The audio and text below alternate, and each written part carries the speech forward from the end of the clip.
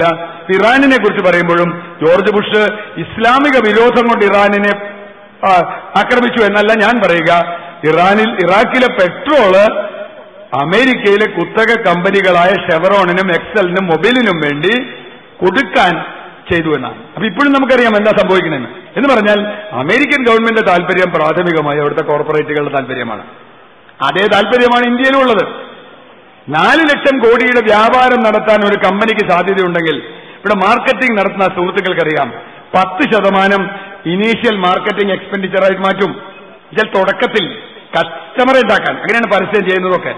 ആ കസ്റ്റമർ ഉണ്ടാക്കുന്ന മാർക്കറ്റിംഗ് 10% എന്ന് പറഞ്ഞാൽ 4 ലക്ഷം കോടിയുടെ 10% 40,000 കോടി രൂപയാണ്.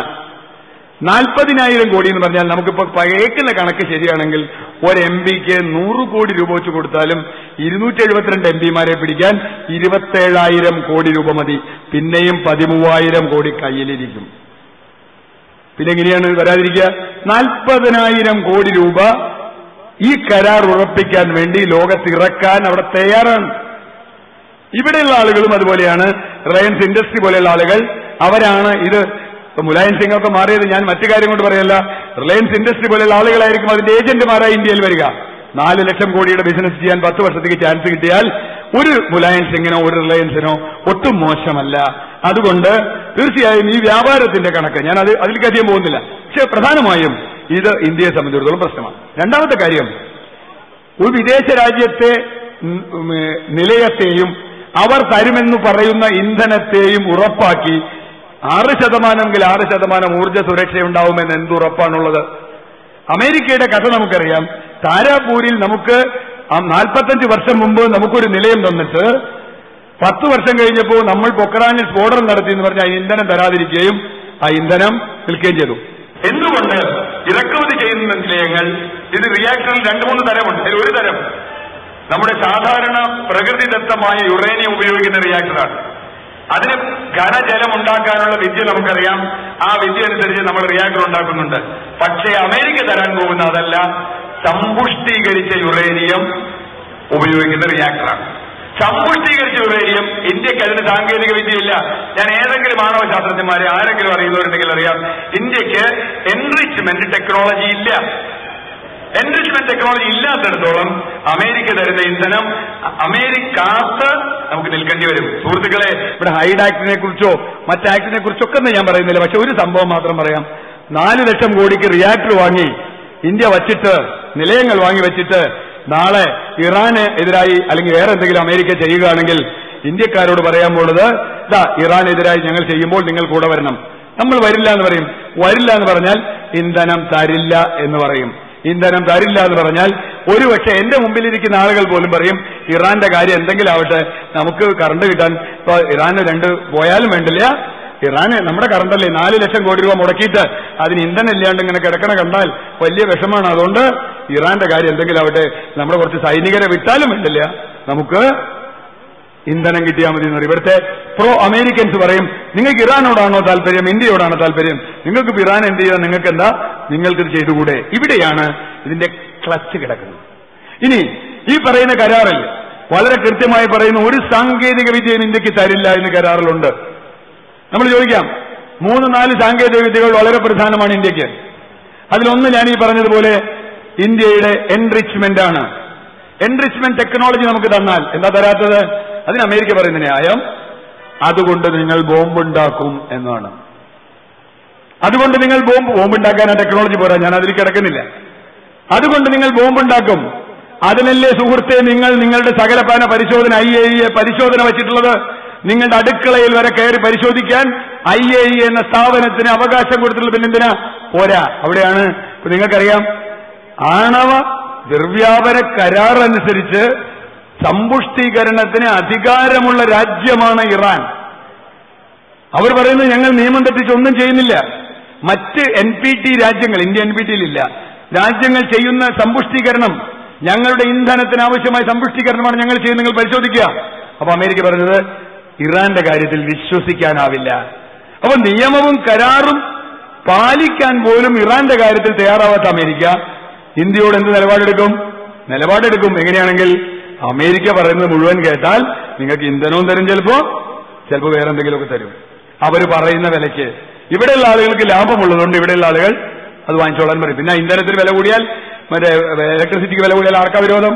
ഈ നാട്ടിൽ ഒരു പ്രശ്നം ഉണ്ടാവില്ല. അപ്പൊ അതാണൊരു കാര്യം. മൂന്നാമത്തെ കാര്യം, നാം സ്വന്തമായി വികസിപ്പിച്ചെടുത്ത ആണവ സാങ്കേതിക വിദ്യക്ക് എന്ത് സംഭവിക്കും?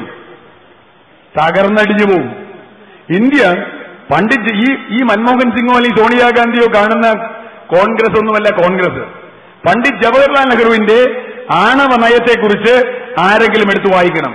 ആ ആണവ നയം രൂപം നൽകിയ ആളുകളിൽ പ്രധാനി ഹോമി ബാബ എന്ന് പറയുന്ന ഇന്ത്യയിലെ പ്രമുഖനായ സയന്റിസ്റ്റാണ്. വിക്രം സാരാഭായ്, മേഘനാഥ് സാഹ തുടങ്ങിയ ശാസ്ത്രജ്ഞന്മാരാണ്. അന്നവർ തീരുമാനിച്ചത് നമുക്ക് സ്വന്തമായ സാങ്കേതിക വിദ്യയിലൂടെ ഇന്ത്യ ഉയരണം. ചേരിചേരാൻ നയം എന്ന് പറയുന്നത് കേവലം ചേരി ചേരാതെ നിൽക്കുക മാത്രമല്ല, രണ്ട് ചേരിയിൽ ചേരാതെ സ്വന്തമായ സാങ്കേതിക വിദ്യ ഉണ്ടാക്കണം. അങ്ങനെയാണ് ഇന്ത്യയുടെ 3 ഘട്ട പരിപാടി, 3 സ്റ്റേജ് പ്രോഗ്രാം. ഞാൻ സമയമില്ലാത്തതുകൊണ്ട് വിശദീകരിക്കുന്നില്ല. ആ 3 സ്റ്റേജ് പരിപാടിയുടെ അന്തസത്ത ഇതാണ്: ഇന്ത്യയിൽ ലഭിക്കുന്ന യുറേനിയം, പ്രകൃതിദത്ത യുറേനിയം, ഇന്ത്യക്കുണ്ടാക്കാൻ കഴിയുന്ന ഖനജലം ഉപയോഗിച്ച് 1ാം ഘട്ടത്തിൽ ഇപ്പോൾ നാം പ്രവർത്തിപ്പിക്കുന്ന ഏതാണ്ട് 1700 മെഗാവാട്ട് ഉണ്ടാക്കുന്ന ആ നിലയങ്ങൾ പോലെയുള്ള നിലയുണ്ടാവും. അത് മുഴുവൻ നമ്മൾ ഇന്ത്യയിൽ ഡെവലപ്പ് ചെയ്ത സാങ്കേതിക വിദ്യ മുഴുവൻ ഇന്ത്യക്കുണ്ട്, ആരെയും ആശ്രയിക്കണ്ട. 2ാം ഘട്ടം, അതിൽ നിന്ന് ഉണ്ടാകുന്ന ഇന്ധനം, ഉപയോഗിച്ച ഇന്ധനം സംസ്കരിച്ച് പ്ലൂട്ടോണിയം വേർതിരിച്ചെടുത്ത് പ്ലൂട്ടോണിയം ഉപയോഗിക്കുന്ന 2ാം ഘട്ടം ഇന്ധന പുനഃസംസ്കരണത്തിലൂടെ. അതിനാണ് ഫാസ്റ്റ് ബ്രീഡർ എന്ന് പറയുക. ആ ഫാസ്റ്റ് ബ്രീഡറിൽ ഒരു പുതപ്പ് പോലെ നമ്മുടെ കൊല്ലത്തുള്ള ചവറയിലുള്ള തോറിയം പുതച്ചാൽ ആ തോറിയം യുറേനിയമായി മാറും. ആ യുറേനിയം വേർതിരിച്ചെടുത്താൽ 3ാം ഘട്ടമായി. അപ്പൊ ഇന്ധനം ഒരിക്കലും നിലയ്ക്കാത്ത തരത്തിൽ എല്ലാ കാലത്തേക്കും ഇന്ധനമുണ്ടാകുന്ന വലിയ ഒരു ശൃംഖല സ്വന്തം കഴിവുകൊണ്ട് ഉണ്ടാക്കാൻ ഇന്ത്യ കഴിഞ്ഞ 50 വർഷമായി ശ്രമിച്ചുകൊണ്ടിരിക്കുക. കുറെ വിജയിച്ചിട്ടുണ്ട്, പൂർണ്ണമായും വിജയിച്ചു എന്ന് ഞാൻ പറയുന്നില്ല. പക്ഷെ അതിന് പല കാരണങ്ങളുണ്ട്. ഇവിടെ വരുന്ന ഭരണാധികാരികൾക്ക് ഇതിൽ താല്പര്യമില്ല. കഴിഞ്ഞ 4-5 കൊല്ലമായി ഒരാളും ഇന്ത്യയുടെ ആണവ പദ്ധതിക്ക് വേണ്ടി ഒരു പൈസ ചെലവാക്കിയിട്ടില്ല. കാരണം എന്താ? നമ്മൾ അമേരിക്കയായിട്ട് കരാറൊപ്പിടാൻ പോകും, പിന്നെ എന്തിനാ ഇവിടെ ഉണ്ടാക്കണേന്നാ. അങ്ങനെയാണ്. അപ്പൊ ആ തരത്തിൽ ഇതിനെ തകർക്കുന്ന പണി ചെയ്തിട്ടുണ്ട്. പക്ഷേ ഇന്ത്യയിലെ ശാസ്ത്രജ്ഞന്മാർ ഇപ്പോഴും അത് സാധ്യമാണ് എന്ന് വിശ്വസിക്കുന്നവരാണ്. അനന്തമായ ഊർജ്ജ സാധ്യത ഇന്ത്യയിലുണ്ട് എന്ന് വിശ്വസിക്കുന്നവരാ. അത് തകർക്കും. എന്താ കാര്യം എന്നറിയോ? ഈ കരാർ അനുസരിച്ച് ഇന്ത്യക്ക് ഒരു കാര്യം ഇവർ ചെയ്തു തന്നാൽ മതി: ഇന്ധന പുനഃസംസ്കരണത്തിനുള്ള സാങ്കേതിക വിദ്യ കിട്ടിയാൽ മതി. 1ാമത്തെ ഘട്ടത്തിലെ ഇന്ധനം ഉപയോഗിച്ച ഇന്ധനമെടുത്ത് പുനഃസംസ്കരിച്ച് 2ാമത്തെ ഘട്ടത്തിൽ ഉപയോഗിക്കണമെങ്കിൽ വലിയ സാങ്കേതിക വിദ്യ ആവശ്യമുണ്ട്. കാരണം മനുഷ്യന് ചെയ്യാവുന്ന ഒരു പണിയല്ല, റോബോട്ടിക്സ് കൊണ്ട് ചെയ്യാവുന്ന സാധനമാണ്. വലിയ ഓട്ടോമേഷൻ വേണം. കാരണം എന്താ വെച്ചാൽ മനുഷ്യനൊന്നും അടുത്തേക്ക് ചെല്ലാൻ പറ്റില്ല, ഹൈലി റേഡിയോ ആക്റ്റീവ് സാധനങ്ങളാണ്. അപ്പൊ അതുകൊണ്ട് 1ാമത്തെ മാറ്റി 2ാമത്തെ. പക്ഷേ ഇവിടെ അമേരിക്ക ഒരു കാര്യം കൃത്യമായി പറഞ്ഞു: പുനഃസംസ്കരണത്തിനുള്ള സാങ്കേതിക വിദ്യ ഇന്ത്യക്ക് തരാനാവില്ല. വേണമെങ്കിൽ സ്വന്തമായിട്ട് ഉണ്ടാക്കിക്കോ. സ്വന്തമായിട്ട് ഉണ്ടാക്കുമ്പോൾ ഒരു കുഴപ്പമുണ്ട്. ഇനി ഉണ്ടാക്കണമെങ്കിൽ 1, 2, 3 കരാർ അനുസരിച്ചും IIA മാനദണ്ഡം അനുസരിച്ചും ഇനി എന്ത് നിലയങ്ങൾ നിങ്ങൾ ഉണ്ടാക്കണമെങ്കിലും അതിന്റെ ഡ്രോയിങ് മുതൽ ഇവർ വാങ്ങി അപ്രൂവ് ചെയ്ത് അവരംഗീകരിച്ച് ഒരു കുഴപ്പവുമില്ല എന്ന് പറഞ്ഞു. എന്താ കാരണം? നിങ്ങൾ അങ്ങനെ ഇന്ധനം പുനഃസംസ്കരിച്ചാൽ 1ാം ഘട്ടത്തിൽ 2ാം ഘട്ടത്തിലേക്ക് കിട്ടുന്ന പ്ലൂട്ടോണിയത്തിൽ കുറച്ച് നിങ്ങൾ കൊണ്ടുപോയി ബോംബുണ്ടാക്കിയാലോ എന്നാണ്. അതാണ് കാര്യം. സിമ്പിളാണ്. അപ്പൊ അതുകൊണ്ട് നിങ്ങളുടെ പുനഃസംസ്കരണം സമ്മതിക്കില്ല. നിങ്ങൾക്ക് ഘനജലം ഉണ്ടാക്കുന്ന പുതിയ സാങ്കേതിക വിദ്യ നിങ്ങൾക്ക് തരില്ല. നിങ്ങൾ വേണമെങ്കിൽ സ്വന്തം ഉണ്ടാക്കിയോ. ഈ ഇന്ധന പുനഃസംസ്കരണത്തിന്റെ ഏറ്റവും അടിസ്ഥാനപരമായ ഒരു സൗകര്യം ഉണ്ടാക്കണമെങ്കിൽ ഇന്ത്യ ഇപ്പോൾ ഏതാണ്ട് 10,000 മുതൽ 20,000 കോടി രൂപ വരെ ചിലവാക്കണം. നിലവിലുള്ള സംവിധാനം അടയ്ക്കണം. ഇതിനൊപ്പുറത്താണ് ഇപ്പോൾ പരിശോധനാ വ്യവസ്ഥകൾക്ക് നാം കീഴ്പ്പെട്ടിട്ടുള്ളത്. നമ്മൾ കൊടുക്കുന്ന സ്ഥാപനങ്ങൾ മാത്രമേ പരിശോധിക്കേണ്ടതുള്ളൂ, പിന്നെന്താ കുഴപ്പം എന്നാണ് നമ്മുടെ ചില വിദ്വാൻമാർ. നമ്മൾ വിചാരിക്കണം അങ്ങനെയാ. പക്ഷേ എന്താ പരിശോധന എന്ന് പറഞ്ഞാലേ കാര്യം മനസ്സിലാവൂ. ലോകത്തിന്റെ ഏത് ഭാഗത്തുനിന്നും നിങ്ങൾ ഇന്ധനമോ സാമഗ്രികളോ ഇതിനുവേണ്ടി വാങ്ങിയാൽ അത് കൊണ്ടുവരുന്നത്, നിങ്ങൾ ആരെങ്കിലും സ്പെഷ്യൽ എക്കണോമിക് സോണുകളെ പറ്റി കേട്ടിട്ടുണ്ടെങ്കിൽ അവിടെ എങ്ങനെയാണ്? കസ്റ്റംസ് ബൗണ്ട് ഏരിയ ഉണ്ട്. നമ്മളൊരു സാധനം കൊണ്ടുവന്നാൽ, ഒരു പ്രത്യേക കണ്ടെയ്നറിൽ കൊണ്ടുവന്നാൽ കസ്റ്റംസ് ഡ്യൂട്ടി കൊടുക്കണ്ട, നേരെ കൊണ്ടുവന്ന് ബൗണ്ട് ഏരിയയിൽ വെക്കാം. അവിടെ നിന്ന് എടുത്താൽ വീണ്ടും നമ്മുടെ ഏരിയ കൊണ്ടുപോയി തിരിച്ച് അവിടെ തന്നെ വെക്കാം. കാരണം കസ്റ്റംസ് ഡ്യൂട്ടി കൊടുക്കാത്ത ഏരിയ. അതുപോലെ ഇവരുടെ ഏത് നാട്ടിൽ നിന്ന് കൊണ്ടുവരുന്ന എല്ലാ ആണവ സാധനങ്ങളും ഈ മറ്റ് വേറൊരു സ്ഥലത്തേക്ക് പോവില്ല എന്ന് ഉറപ്പാക്കുന്നതാണ് പരിശോധന. എന്ന് പറഞ്ഞാൽ നിങ്ങൾക്ക് ഇവർ തരുന്ന ഒരു സാധനവും നിങ്ങളുടെ ഒരു ആവശ്യത്തിന് ഉപയോഗിക്കാൻ പറ്റില്ല. അപ്പൊ നിങ്ങൾ അതിനുവേണ്ടി എന്ത് ചെയ്യണം? നിങ്ങൾ വേറെ സ്ഥാപനങ്ങൾ ഉണ്ടാക്കണം. അതിന് എത്ര 1000 കോടി രൂപ ചെലവ് വരും ആർക്കറിയാം? അപ്പൊ നമ്മൾ തീരുമാനിക്കും, എന്തിനാ അപ്പൊ നമുക്ക് സ്വന്തമായിട്ടൊരു സാധനം, അമേരിക്ക എല്ലാം ചെയ്യണ്ടല്ലോ, പിന്നെ നമ്മൾ എന്തിനാ ചെയ്യണേ എന്ന് തീരുമാനിച്ചാൽ കുഴപ്പമില്ല. ഞാൻ ദീർഘിപ്പിക്കുന്നില്ല. ഇവിടെ പ്രശ്നം കേവലമായ ഒരു രാഷ്ട്രീയത്തിന്റെയോ അല്ലെങ്കിൽ ഇടതുപക്ഷമോ വലതുപക്ഷമോ ഇസ്ലാമോ ഹിന്ദുവോ ക്രിസ്ത്യാനിയോ എന്നുള്ളതൊന്നുമല്ല. ഒരു കപടമായ ഒരു വാദം മുമ്പിൽ വച്ച് ഈ രാജ്യത്തിന്റെ സമ്പത്ത് കൊള്ളയടിക്കുകയും ഈ രാജ്യത്തിന്റെ പരമാധികാരം തകർക്കുകയും അന്തിമമായി ഈ രാജ്യത്തിനെ കൊണ്ട് എന്തും ചെയ്യിക്കാൻ കഴിയുന്ന തരത്തിൽ നിർണായകമായ ലിവറുകൾ പാനറുകൾ കയ്യിൽ വയ്ക്കുകയും ചെയ്യുന്ന ഭരണമാണ്. എന്റെ അടുത്തൊരു സുഹൃത്ത് ഈ അടുത്ത ദിവസം പറഞ്ഞു, ഒബാമ വന്നാൽ കാര്യം രക്ഷപ്പെടുന്ന. ഒബാമ വന്നാൽ രക്ഷപ്പെടും. ബുഷത്തിന്റെ അത്ര ദുഷ്ടനല്ലല്ലോ. സത്യത്തിൽ ആ സുഹൃത്തുക്കൾ വായിക്കേണ്ടതാ. ഞാൻ ഈ അടുത്ത ദിവസമാണ് ഒബാമ ന്യൂക്ലിയർ ഡീലിനെ കുറിച്ച് മുമ്പ് പറഞ്ഞിട്ടുണ്ട്, അതെല്ലാം കളക്ട് ചെയ്തു. ഒരു പത്രം കളക്ട് ചെയ്ത് തന്നു. നല്ല രസമാണ്. നമ്മുടെ പത്രങ്ങൾ എഴുതാത്തൊരു കാര്യം, ഈ ഹൈഡ് നിയമം ഉണ്ടാക്കിയപ്പോൾ നമ്മുടെ ചില സുഹൃത്തുക്കൾ ഹൈഡ് നിയമം നമുക്ക് ബാധകമല്ല. ശരിയാ, നമുക്ക് ബാധകമല്ല ഹൈഡ് നിയമം. ശരിയാ, അമേരിക്കയുടെ നിയമം എങ്ങനെ നമുക്ക് ബാധകമാവുക? പക്ഷെ നമ്മൾ ബാധിക്കപ്പെടാമെന്നറിയും. അവിടെയാണ് പ്രശ്നം. ആദ്യം പറഞ്ഞതുപോലെ 4 ലക്ഷം കോടി രൂപയുടെ 30,000 മെഗാവാട്ട് റിയാക്ടർ നിങ്ങൾ വാങ്ങി അതിന് ഇന്ധനം കിട്ടേണ്ടി വരുമ്പോൾ അമേരിക്ക തരണമെങ്കിൽ അവൻ ഹൈഡ് നിയമം നോക്കിയിട്ട് ഇന്ധനം തരൂ. അവൻ പറയും, നിങ്ങൾ ഇറാനെ ആക്രമിക്കാൻ കൂടെ നിന്നില്ല, അതുകൊണ്ട് ഇന്ധനം തരാൻ പറ്റില്ല എന്ന് അമേരിക്ക പറഞ്ഞാൽ, അയ്യോ നിങ്ങൾക്ക് ഹൈഡ് നിയമം. ഇപ്പൊ എന്താണ്? മുലായം സിംഗ് യാദവ് കരാറിനെ മുഴുവൻ പിന്താങ്ങിയാൽ ഇപ്പൊ പറയുന്നു ഹൈഡ് നിയമം മാറ്റണം. നമ്മളോടാണോ പറയണ്ടേ? ഹൈഡ് നിയമം മാറ്റണമെന്ന് കാശ് മേടിച്ച് വോട്ട് ചെയ്ത് കഴിയുമ്പോൾ മുമ്പല്ലേ പറയണ്ടേ? കാശ് മേടിച്ച് വോട്ടൊക്കെ ചെയ്ത് കഴിഞ്ഞിട്ട് ഇപ്പൊ ഹൈഡ് നിയമം മാറ്റണം. ഇയാൾ നമ്മളല്ലല്ലോ ഹൈഡ് നിയമം ഉണ്ടാക്കിയത്. കാരണം ഹൈഡ് നിയമം അനുസരിച്ച് അമേരിക്ക പ്രവർത്തിച്ചാൽ മതി, നമ്മൾ പ്രവർത്തിക്കണ്ട. അമേരിക്ക പ്രവർത്തിച്ചാൽ നമുക്ക് പണിയാവും. അപ്പൊ ഇവര് പറഞ്ഞത്, അവസാനം മൻമോഹൻ സിംഗ് പറഞ്ഞു, ഈ അമേരിക്ക തന്നില്ലെങ്കിൽ ഞങ്ങൾക്ക് മറ്റ് രാജ്യങ്ങളിൽ നിന്ന് ഇന്ധനം കിട്ടും. അതിനാണ് ന്യൂക്ലിയർ സപ്ലൈ ഗ്രൂപ്പുമായി ഞങ്ങൾ ഒപ്പിടുന്നത്. അവിടെയാണ് ഒബാമ പ്രസക്തനാവുന്നത്. ഒബാമയാണല്ലോ ഇപ്പൊ അമേരിക്കയിൽ ജയിക്കാൻ സാധ്യതയുള്ളത്. നമുക്കും ചെറിയൊരാഗ്രഹം ഒബാമ ജയിക്കണം എന്നാണ്. എന്റെ ആഗ്രഹം അതാണ്. എന്തെങ്കിലും അവിടെ താരതമ്യേന. പക്ഷേ ഒബാമ ജയിച്ചാൽ ഒബാമ വളരെ കൃത്യമായി ഒരു കാര്യം ചെയ്തു. ഈ ഹൈഡ് നിയമം ഉണ്ടാക്കിയപ്പോ അദ്ദേഹം എഴുതി കൊടുത്ത 2 വകുപ്പുകൾ ഹൈഡ് നിയമത്തിലുണ്ട്. അദ്ദേഹം ഉണ്ടാക്കിയ 2 വകുപ്പുണ്ട്. ആ 2 വകുപ്പ് എന്താണെന്ന് വായിച്ചാൽ ഇപ്പൊ നമുക്ക് മനസ്സിലാവും. ഒന്നാമത്തെ വകുപ്പ് ഇന്ത്യയുടെ ഇന്ധന സ്റ്റോറേജിന്റെ പരിമിതി എത്രയായിരിക്കണം എന്നുള്ളതാണ്. റീസണബിൾ എന്ന് പറഞ്ഞാൽ എന്താർത്ഥം? ഇന്ത്യ ഒരുപാട് ഇന്ധനം ശേഖരിച്ചു വെച്ചിട്ട് അമേരിക്കയോട് പോയി പണി നോക്കിക്കോ എന്ന് പറഞ്ഞാൽ പറ്റില്ല. അതുകൊണ്ട് എല്ലാ വർഷവും ഇന്ത്യയുടെ ഇന്ധന ശേഖരം ഇറക്കുമതി ചെയ്യുന്നത് മാത്രമല്ല, ഇന്ത്യ ഉണ്ടാക്കുന്നത്, ഇന്ത്യയിൽ നിന്ന് ഖനനം ചെയ്യുന്നത്, മറ്റു രാജ്യങ്ങളിൽ നിന്ന് വാങ്ങുന്നത്, പ്രോസസ് ചെയ്യുന്നത് എല്ലാം ചേർത്ത് ഓരോ വർഷവും നമ്മളൊരു കണക്ക് കൊടുക്കണം. ഞങ്ങളിൽ ഇത്ര ടൺ യുറേനിയം ഉണ്ട് ചേട്ടാ, കാണിച്ചു കൊടുക്കണം. എല്ലാം റെഡിയാക്കി കൊടുത്താൽ വളരെ സന്തോഷം. അത് അമേരിക്കൻ പ്രസിഡന്റ് കോൺഗ്രസിന് കൊടുക്കും, കോൺഗ്രസ് സന്തോഷം. അത് നോക്കുമ്പോ ലിമിറ്റിൽ ലേശം കൂടുതലല്ലേ എന്ന് കോൺഗ്രസിന് തോന്നിയാലോ അടുത്തവണ കൊടുക്കേണ്ട, അത് തീരട്ടെ എന്നിട്ട് തരാന്ന് പറയും. ഇങ്ങനെയാ കോൺഗ്രസിന് തീരുമാനിക്കാം. അപ്പോ ഹൈഡാക്സിൽ അത് പറഞ്ഞിട്ടുണ്ട് ചെയ്യുന്നു. ഒബാമ കൊണ്ടുവന്ന വകുപ്പ് അതാണ്. എന്താണെന്നറിയോ? ഇത് പരിശോധിച്ച് ആവശ്യമെങ്കിൽ അത് നിയന്ത്രിക്കാൻ കഴിയണം. രണ്ടാമത്തെ ഒബാമയുടെ വകുപ്പാണ് അതിലും രസം.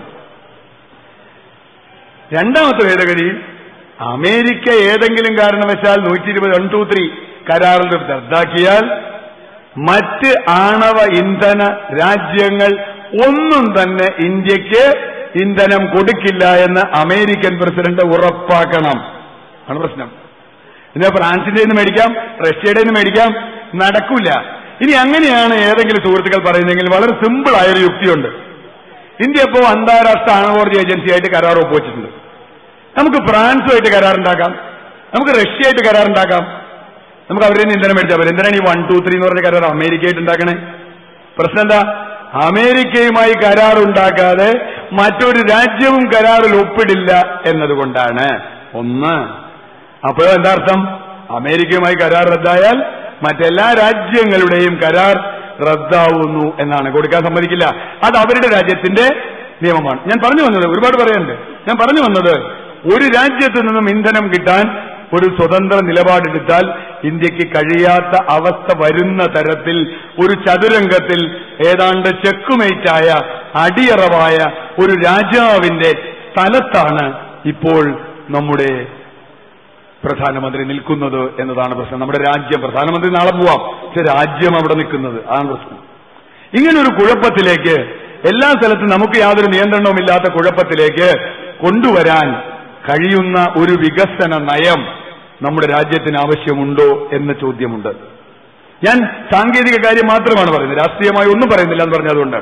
സാങ്കേതികമായി ഇന്ത്യക്ക് ഇതിൽ നിന്ന് രക്ഷപ്പെടാൻ എന്താണ് മാർഗം? ഇന്ത്യയുടെ സ്വന്തം സാങ്കേതികത വികസിപ്പിക്കുമോ? ഇല്ല, അത് അവസാനിപ്പിക്കുകയാണ്. ഇവിടെയാണ് ശാസ്ത്രജ്ഞന്മാരിൽ വലിയൊരു പങ്കും എതിർക്കുന്നത്. എന്താ കാര്യം? ശാസ്ത്രജ്ഞന്മാർ ചില ശാസ്ത്രജ്ഞന്മാരെ അനുകൂലിച്ചു. നമ്മളാ ലിസ്റ്റ് എടുത്ത് നോക്കിയാൽ മതി. ഏത് ശാസ്ത്രജ്ഞന്മാരായി കരാറിനെ അനുകൂലിച്ചെന്നറിയോ? ഒന്ന്, സർക്കാർ സർവീസിലിരിക്കുന്നവർ. അനിൽ കക്കോത്കറെ പോലെ ആറ്റോമിക് എനർജി കമ്മീഷന്റെ ചെയർമാൻ. അയാൾ അനുകൂലിച്ചില്ലെങ്കിൽ എന്താ പറ്റാന്നറിയാലോ? നാളെ രാവിലെ അയാളുടെ പണി പോകും.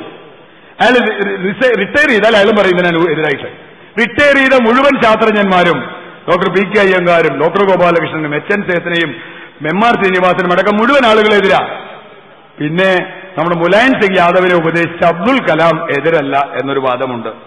സത്യത്തിൽ സഖാവ് വി.എസ്. പറഞ്ഞത് ശരി തന്നെയാണ്.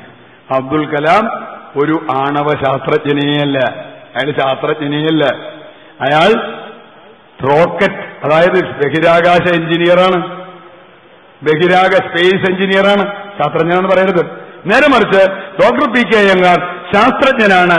ഡോക്ടർ പി കെ അയ്യങ്കാർ ഇന്ത്യയിൽ ന്യൂക്ലിയർ ഫിസിക്സ് ഡോക്ടറേറ്റ് ഉള്ള, അല്ലെങ്കിൽ എച്ച്.എൻ. സേതന ന്യൂക്ലിയർ എഞ്ചിനീയറിംഗ് ഡോക്ടറേറ്റ് ഉള്ള, ന്യൂക്ലിയർ എഞ്ചിനീയറിംഗിൽ ഞാനടക്കം 10,000-കണക്കിന് പേരെ പരിശീലിപ്പിച്ചിട്ടുള്ള ആളാണ് സേത്രയും അയ്യങ്കാരും ഗോപാലകൃഷ്ണനും പോലെയുള്ള ആളുകൾ. അവരെന്തുകൊണ്ടാണ് പറയുന്നത്? അവർക്കറിയാം ഇന്ത്യയിലെ പ്രവർത്തിക്കുന്ന ശാസ്ത്രജ്ഞന്മാരുടെ ഉള്ളിൽ പിടയ്ക്കുകയാണ്. കാരണം അവർക്കൊരു പണിയില്ലനി, ഒരു പണിയില്ല, ഒരു റിസർച്ചും ഇല്ല, ഒരു ഡെവലപ്മെന്റും ഇല്ല. കാരണം ഇത് സാധനം വരിക, മേടിക്കുക, കൊടുക്കുക, വിൽക്കുക, അതിനനുസരിച്ച് നമ്മുടെ കാര്യങ്ങൾ മാറ്റുക. അപ്പൊ ഞാൻ അവസാനിപ്പിക്കുന്നത്, തീർച്ചയായും നമ്മെ സംബന്ധിച്ചിടത്തോളം നമുക്ക് ഇതിൽ ഏറ്റവും ഞാൻ കാണുന്നത് ഈ കരാർ, അതുപോലെ ഒരു കാര്യം വിട്ടുപോയതാണ്. എന്നുവെച്ചാൽ ഈ കരാർ റദ്ദാവുന്ന സംബന്ധിച്ച അത് പറയാതെ വിട്ടുകൂടാ. ഈ കരാർ റദ്ദാവാം. എപ്പോഴാ കരാർ റദ്ദാക്കുക? ചിലർ പറഞ്ഞു നമുക്ക് രണ്ടുപേർക്ക് റദ്ദാക്കാം, അല്ലേ? ഇന്ത്യക്കും അമേരിക്കയ്ക്കും ഒരുപോലെ സ്വാതന്ത്ര്യമുണ്ട്. 1, 2, 3 കരാർ വായിച്ചാൽ അറിയാം. ഒരു കാര്യം കൂടി പറഞ്ഞിട്ടുണ്ട്, പ്രാദേശിക രാജ്യങ്ങളുടെ നിയമം അനുസരിച്ചാണ് കരാർ പ്രവർത്തിക്കുക. അവർക്ക് ഹൈഡ് നിയമമുണ്ട്, നമുക്കില്ല, പോട്ടെ. ഹൈഡ് നിയമം അനുസരിച്ചാണ് കരാർ പ്രവർത്തിക്കുക. രണ്ടുപേർക്കും ഈക്വലായി റദ്ദാക്കാന്ന് പറഞ്ഞാൽ അതിന്റെ തമാശ നിങ്ങൾ ആലോചിച്ചിട്ടുണ്ടോ? ഇന്ത്യക്ക് എന്തിനാ റദ്ദാക്കുന്ന കരാറ്? കാരണം അവന്റെ നിലയം മേടിച്ച് നമ്മൾ വെച്ചേക്കുക.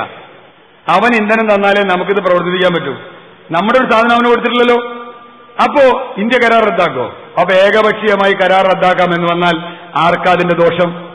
മാത്രമല്ല, എല്ലാ അന്താരാഷ്ട്ര കരാറുകളിലും വയ്ക്കുന്ന ഒരു ന്യായമുണ്ട്.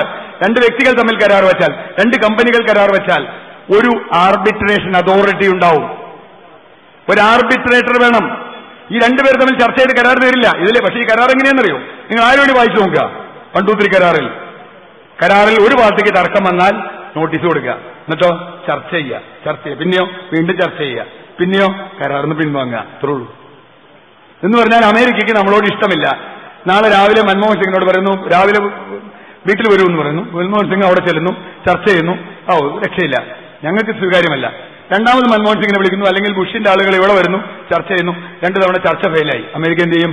വിഡ്രോ ചെയ്യും. മാത്രമല്ല, കരാറിൽ മുന്നോട്ട് പോകാൻ താല്പര്യമില്ല എന്ന് നോട്ടീസ് കൊടുക്കുന്ന ആ നിമിഷം മുതൽ കരാർ സസ്പെൻഷനിലാണ്. എന്ന് പറഞ്ഞാൽ കരാർ അവസാനിച്ചു എന്നർത്ഥം. ഇവിടെയാണ് നമ്മൾ പേടിക്കേണ്ടത്. ആർബിട്രേഷൻ ഇല്ലാത്ത ഒരു കരാർ ഈ രാജ്യത്ത് 2 രാജ്യങ്ങൾ തമ്മിൽ വെക്കാൻ പാടില്ല. ഇന്ത്യയും അമേരിക്കയും അല്ലാത്ത 3. ഇവിടെയാണ് എല്ലാവരും ചോദിച്ചില്ലേ, ചൈന ഒപ്പിട്ടല്ലോ, ജപ്പാൻ ഒപ്പിട്ടല്ലോ, കൊറിയ ഒപ്പിട്ടല്ലോ. ഒപ്പിട്ടു. ചൈനയും കൊറിയയും ജപ്പാനും ഒപ്പിട്ട കരാർ ഇന്ത്യ ഒപ്പിട്ട കരാറല്ല. പേര് 1, 2, 3 എന്നാണെങ്കിലും. ജപ്പാൻ 2 വർഷം ഈ കരാർ വൈകിച്ചത് ആർബിട്രേഷൻ ഒറ്റ ക്ലോസിന് വേണ്ടിയാണ്. സമ്മതിച്ചില്ല അവര്. അമേരിക്കയും നമ്മൾ നോക്കുമ്പോ അമേരിക്കയും ജപ്പാനും വളരെ അടുപ്പമുള്ള 2 രാജ്യങ്ങളാണ്. എന്നിട്ട് പോലും ജപ്പാൻ പറഞ്ഞു, കരാറിൽ നിന്ന് ആർക്കെങ്കിലും പിൻവാങ്ങണമെങ്കിൽ ആർബിട്രേറ്റർ നിശ്ചയിക്കണം.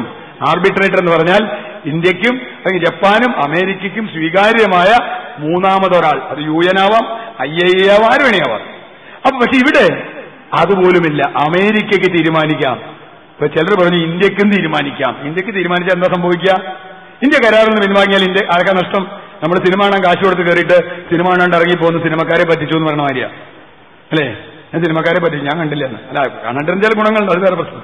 പക്ഷേ എന്ന് പറയുന്ന പോലെ അമേരിക്കയുടെ ഇന്ധനമൊക്കെ നിലയൊക്കെ വാങ്ങിവെച്ച് അമേരിക്കക്കാരെ പറ്റിച്ചു, ഞാൻ ഇന്ധനം വാങ്ങിക്കുന്നില്ല എന്ന് പറഞ്ഞാലോ അവനൊരു കുഴപ്പമില്ല, 4 ലക്ഷം കോടി രൂപയുടെ കച്ചവടം 10 വർഷം കൊണ്ട് കഴിഞ്ഞിരിക്കുന്നു, പിന്നൊന്നും ചെയ്യാനില്ല. ഞാൻ പറഞ്ഞു വന്നത് ഇവിടെ പ്രശ്നം കേവലം ഇത് കക്ഷി രാഷ്ട്രീയത്തിന്റെയോ മതത്തിന്റെയോ ജാതിയുടെയോ ഒന്നുമല്ല.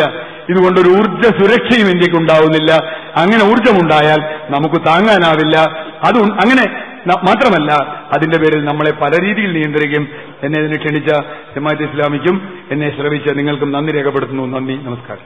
ആണവ കരാറുമായി ബന്ധപ്പെട്ട് ആണവ കരാറിന്റെ പിന്നിലുള്ള രാഷ്ട്രീയവും ആണവ കരാർ മുന്നോട്ട് വെക്കുന്ന അപകടകരമായ ചില രാജ്യവുമായി ബന്ധപ്പെട്ട അപകടകരമായ പ്രശ്നങ്ങളും പല പ്രഭാഷണങ്ങളിലൂടെയായി നമ്മുടെ മുമ്പിൽ വന്നുകഴിഞ്ഞു.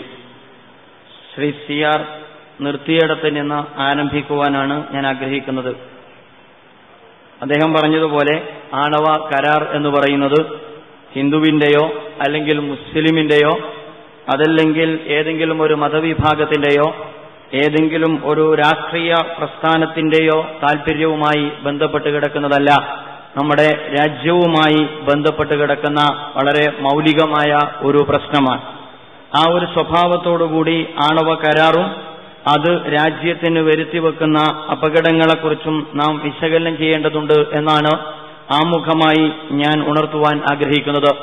ബഹുമാന്യനായ ഹൽക്ക അമീറിന്റെ ഉദ്ഘാടന പ്രഭാഷണത്തിൽ ആണവ കരാർ ഒപ്പുവെച്ചതിന് ശേഷം അല്ലെങ്കിൽ അതുമായി ഗവൺമെന്റ് മുന്നോട്ടു പോകാൻ തീരുമാനിച്ചതിന് ശേഷം രാജ്യത്തിന് നൽകേണ്ടി വന്ന വിലയെക്കുറിച്ച്, സംഭവിച്ച നഷ്ടങ്ങളെക്കുറിച്ച് കുറഞ്ഞ കാലയളവിനെ മുഖവിലക്കെടുത്തുകൊണ്ട് അദ്ദേഹം സംസാരിക്കുകയുണ്ടായി.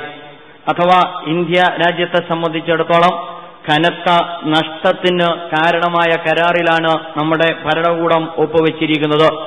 അതുപോലെ തന്നെ അടുത്ത തലമുറക്ക് പോലും തിരുത്താൻ കഴിയാത്ത പുതിയ തലമുറയെ വരെ അവരുടെ അനുവാദമില്ലാതെ കുരുതി കൊടുത്ത ഒരു കരാറാണ് ആണവ കരാർ എന്ന കാര്യം കൂടി നാം തിരിച്ചറിയേണ്ടതുണ്ട്.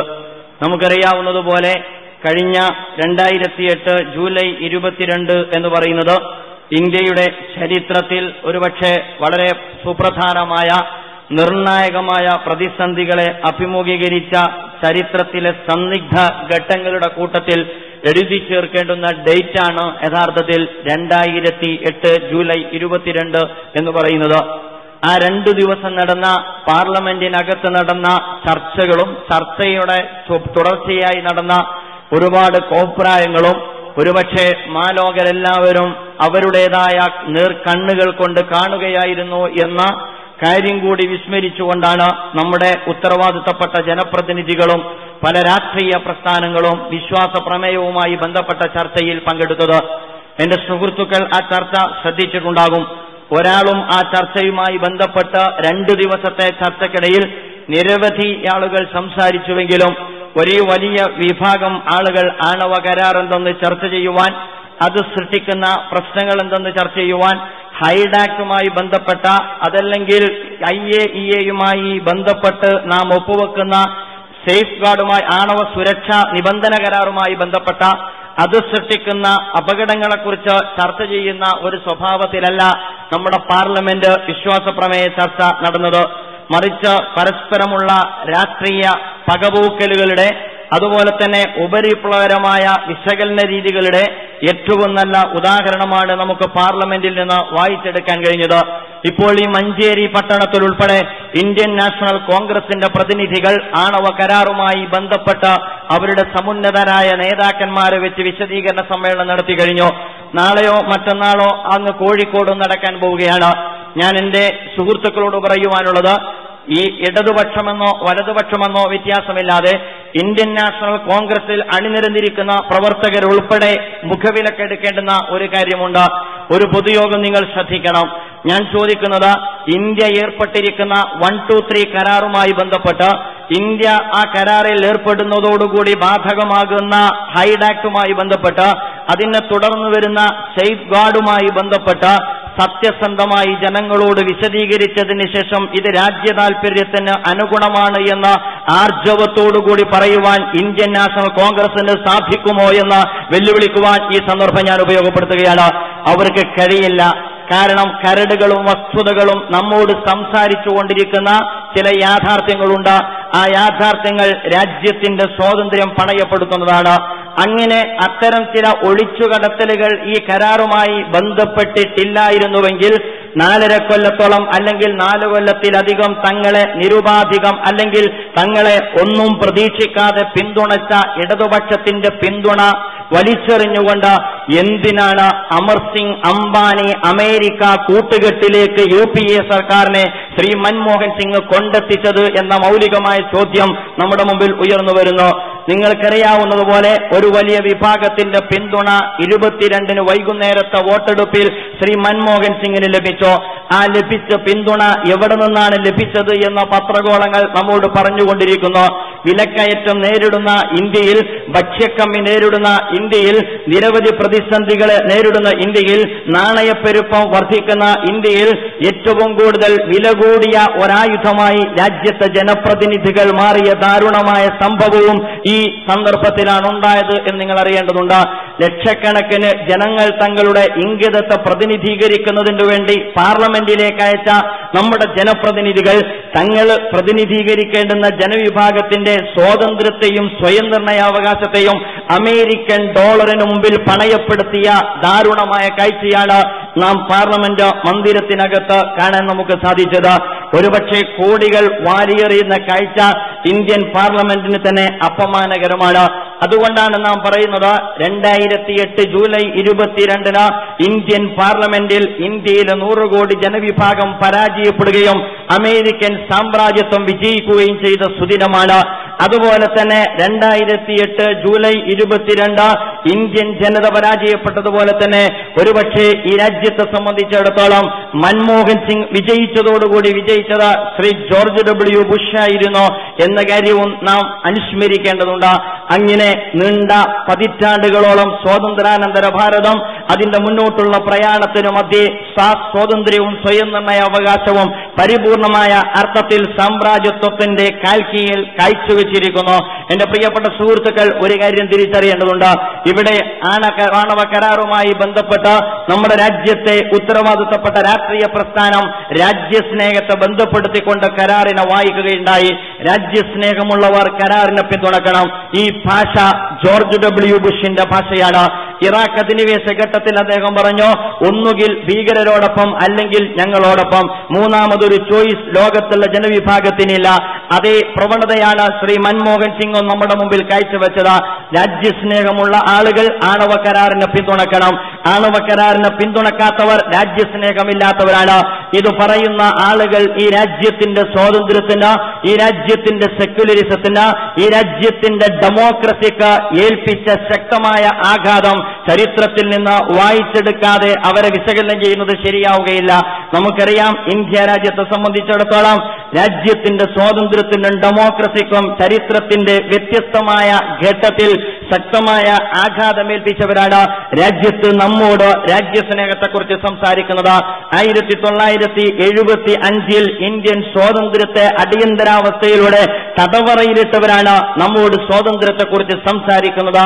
1992 ഡിസംബർ 6-ന് ഇന്ത്യ രാജ്യത്തിലെ ഇന്ത്യൻ മതേതരത്വത്തിന്റെ പ്രതീകമായ ബാബരി മസ്ജിദിന്റെ താഴികക്കുടങ്ങൾ തട്ടിത്തകർത്തവരാണ് ഈ രാജ്യത്ത് മതേതരത്വത്തെക്കുറിച്ചും രാജ്യസ്നേഹത്തെക്കുറിച്ചും നമ്മോട് ഗിരിപ്രഭാഷണം നടത്തുന്നത്.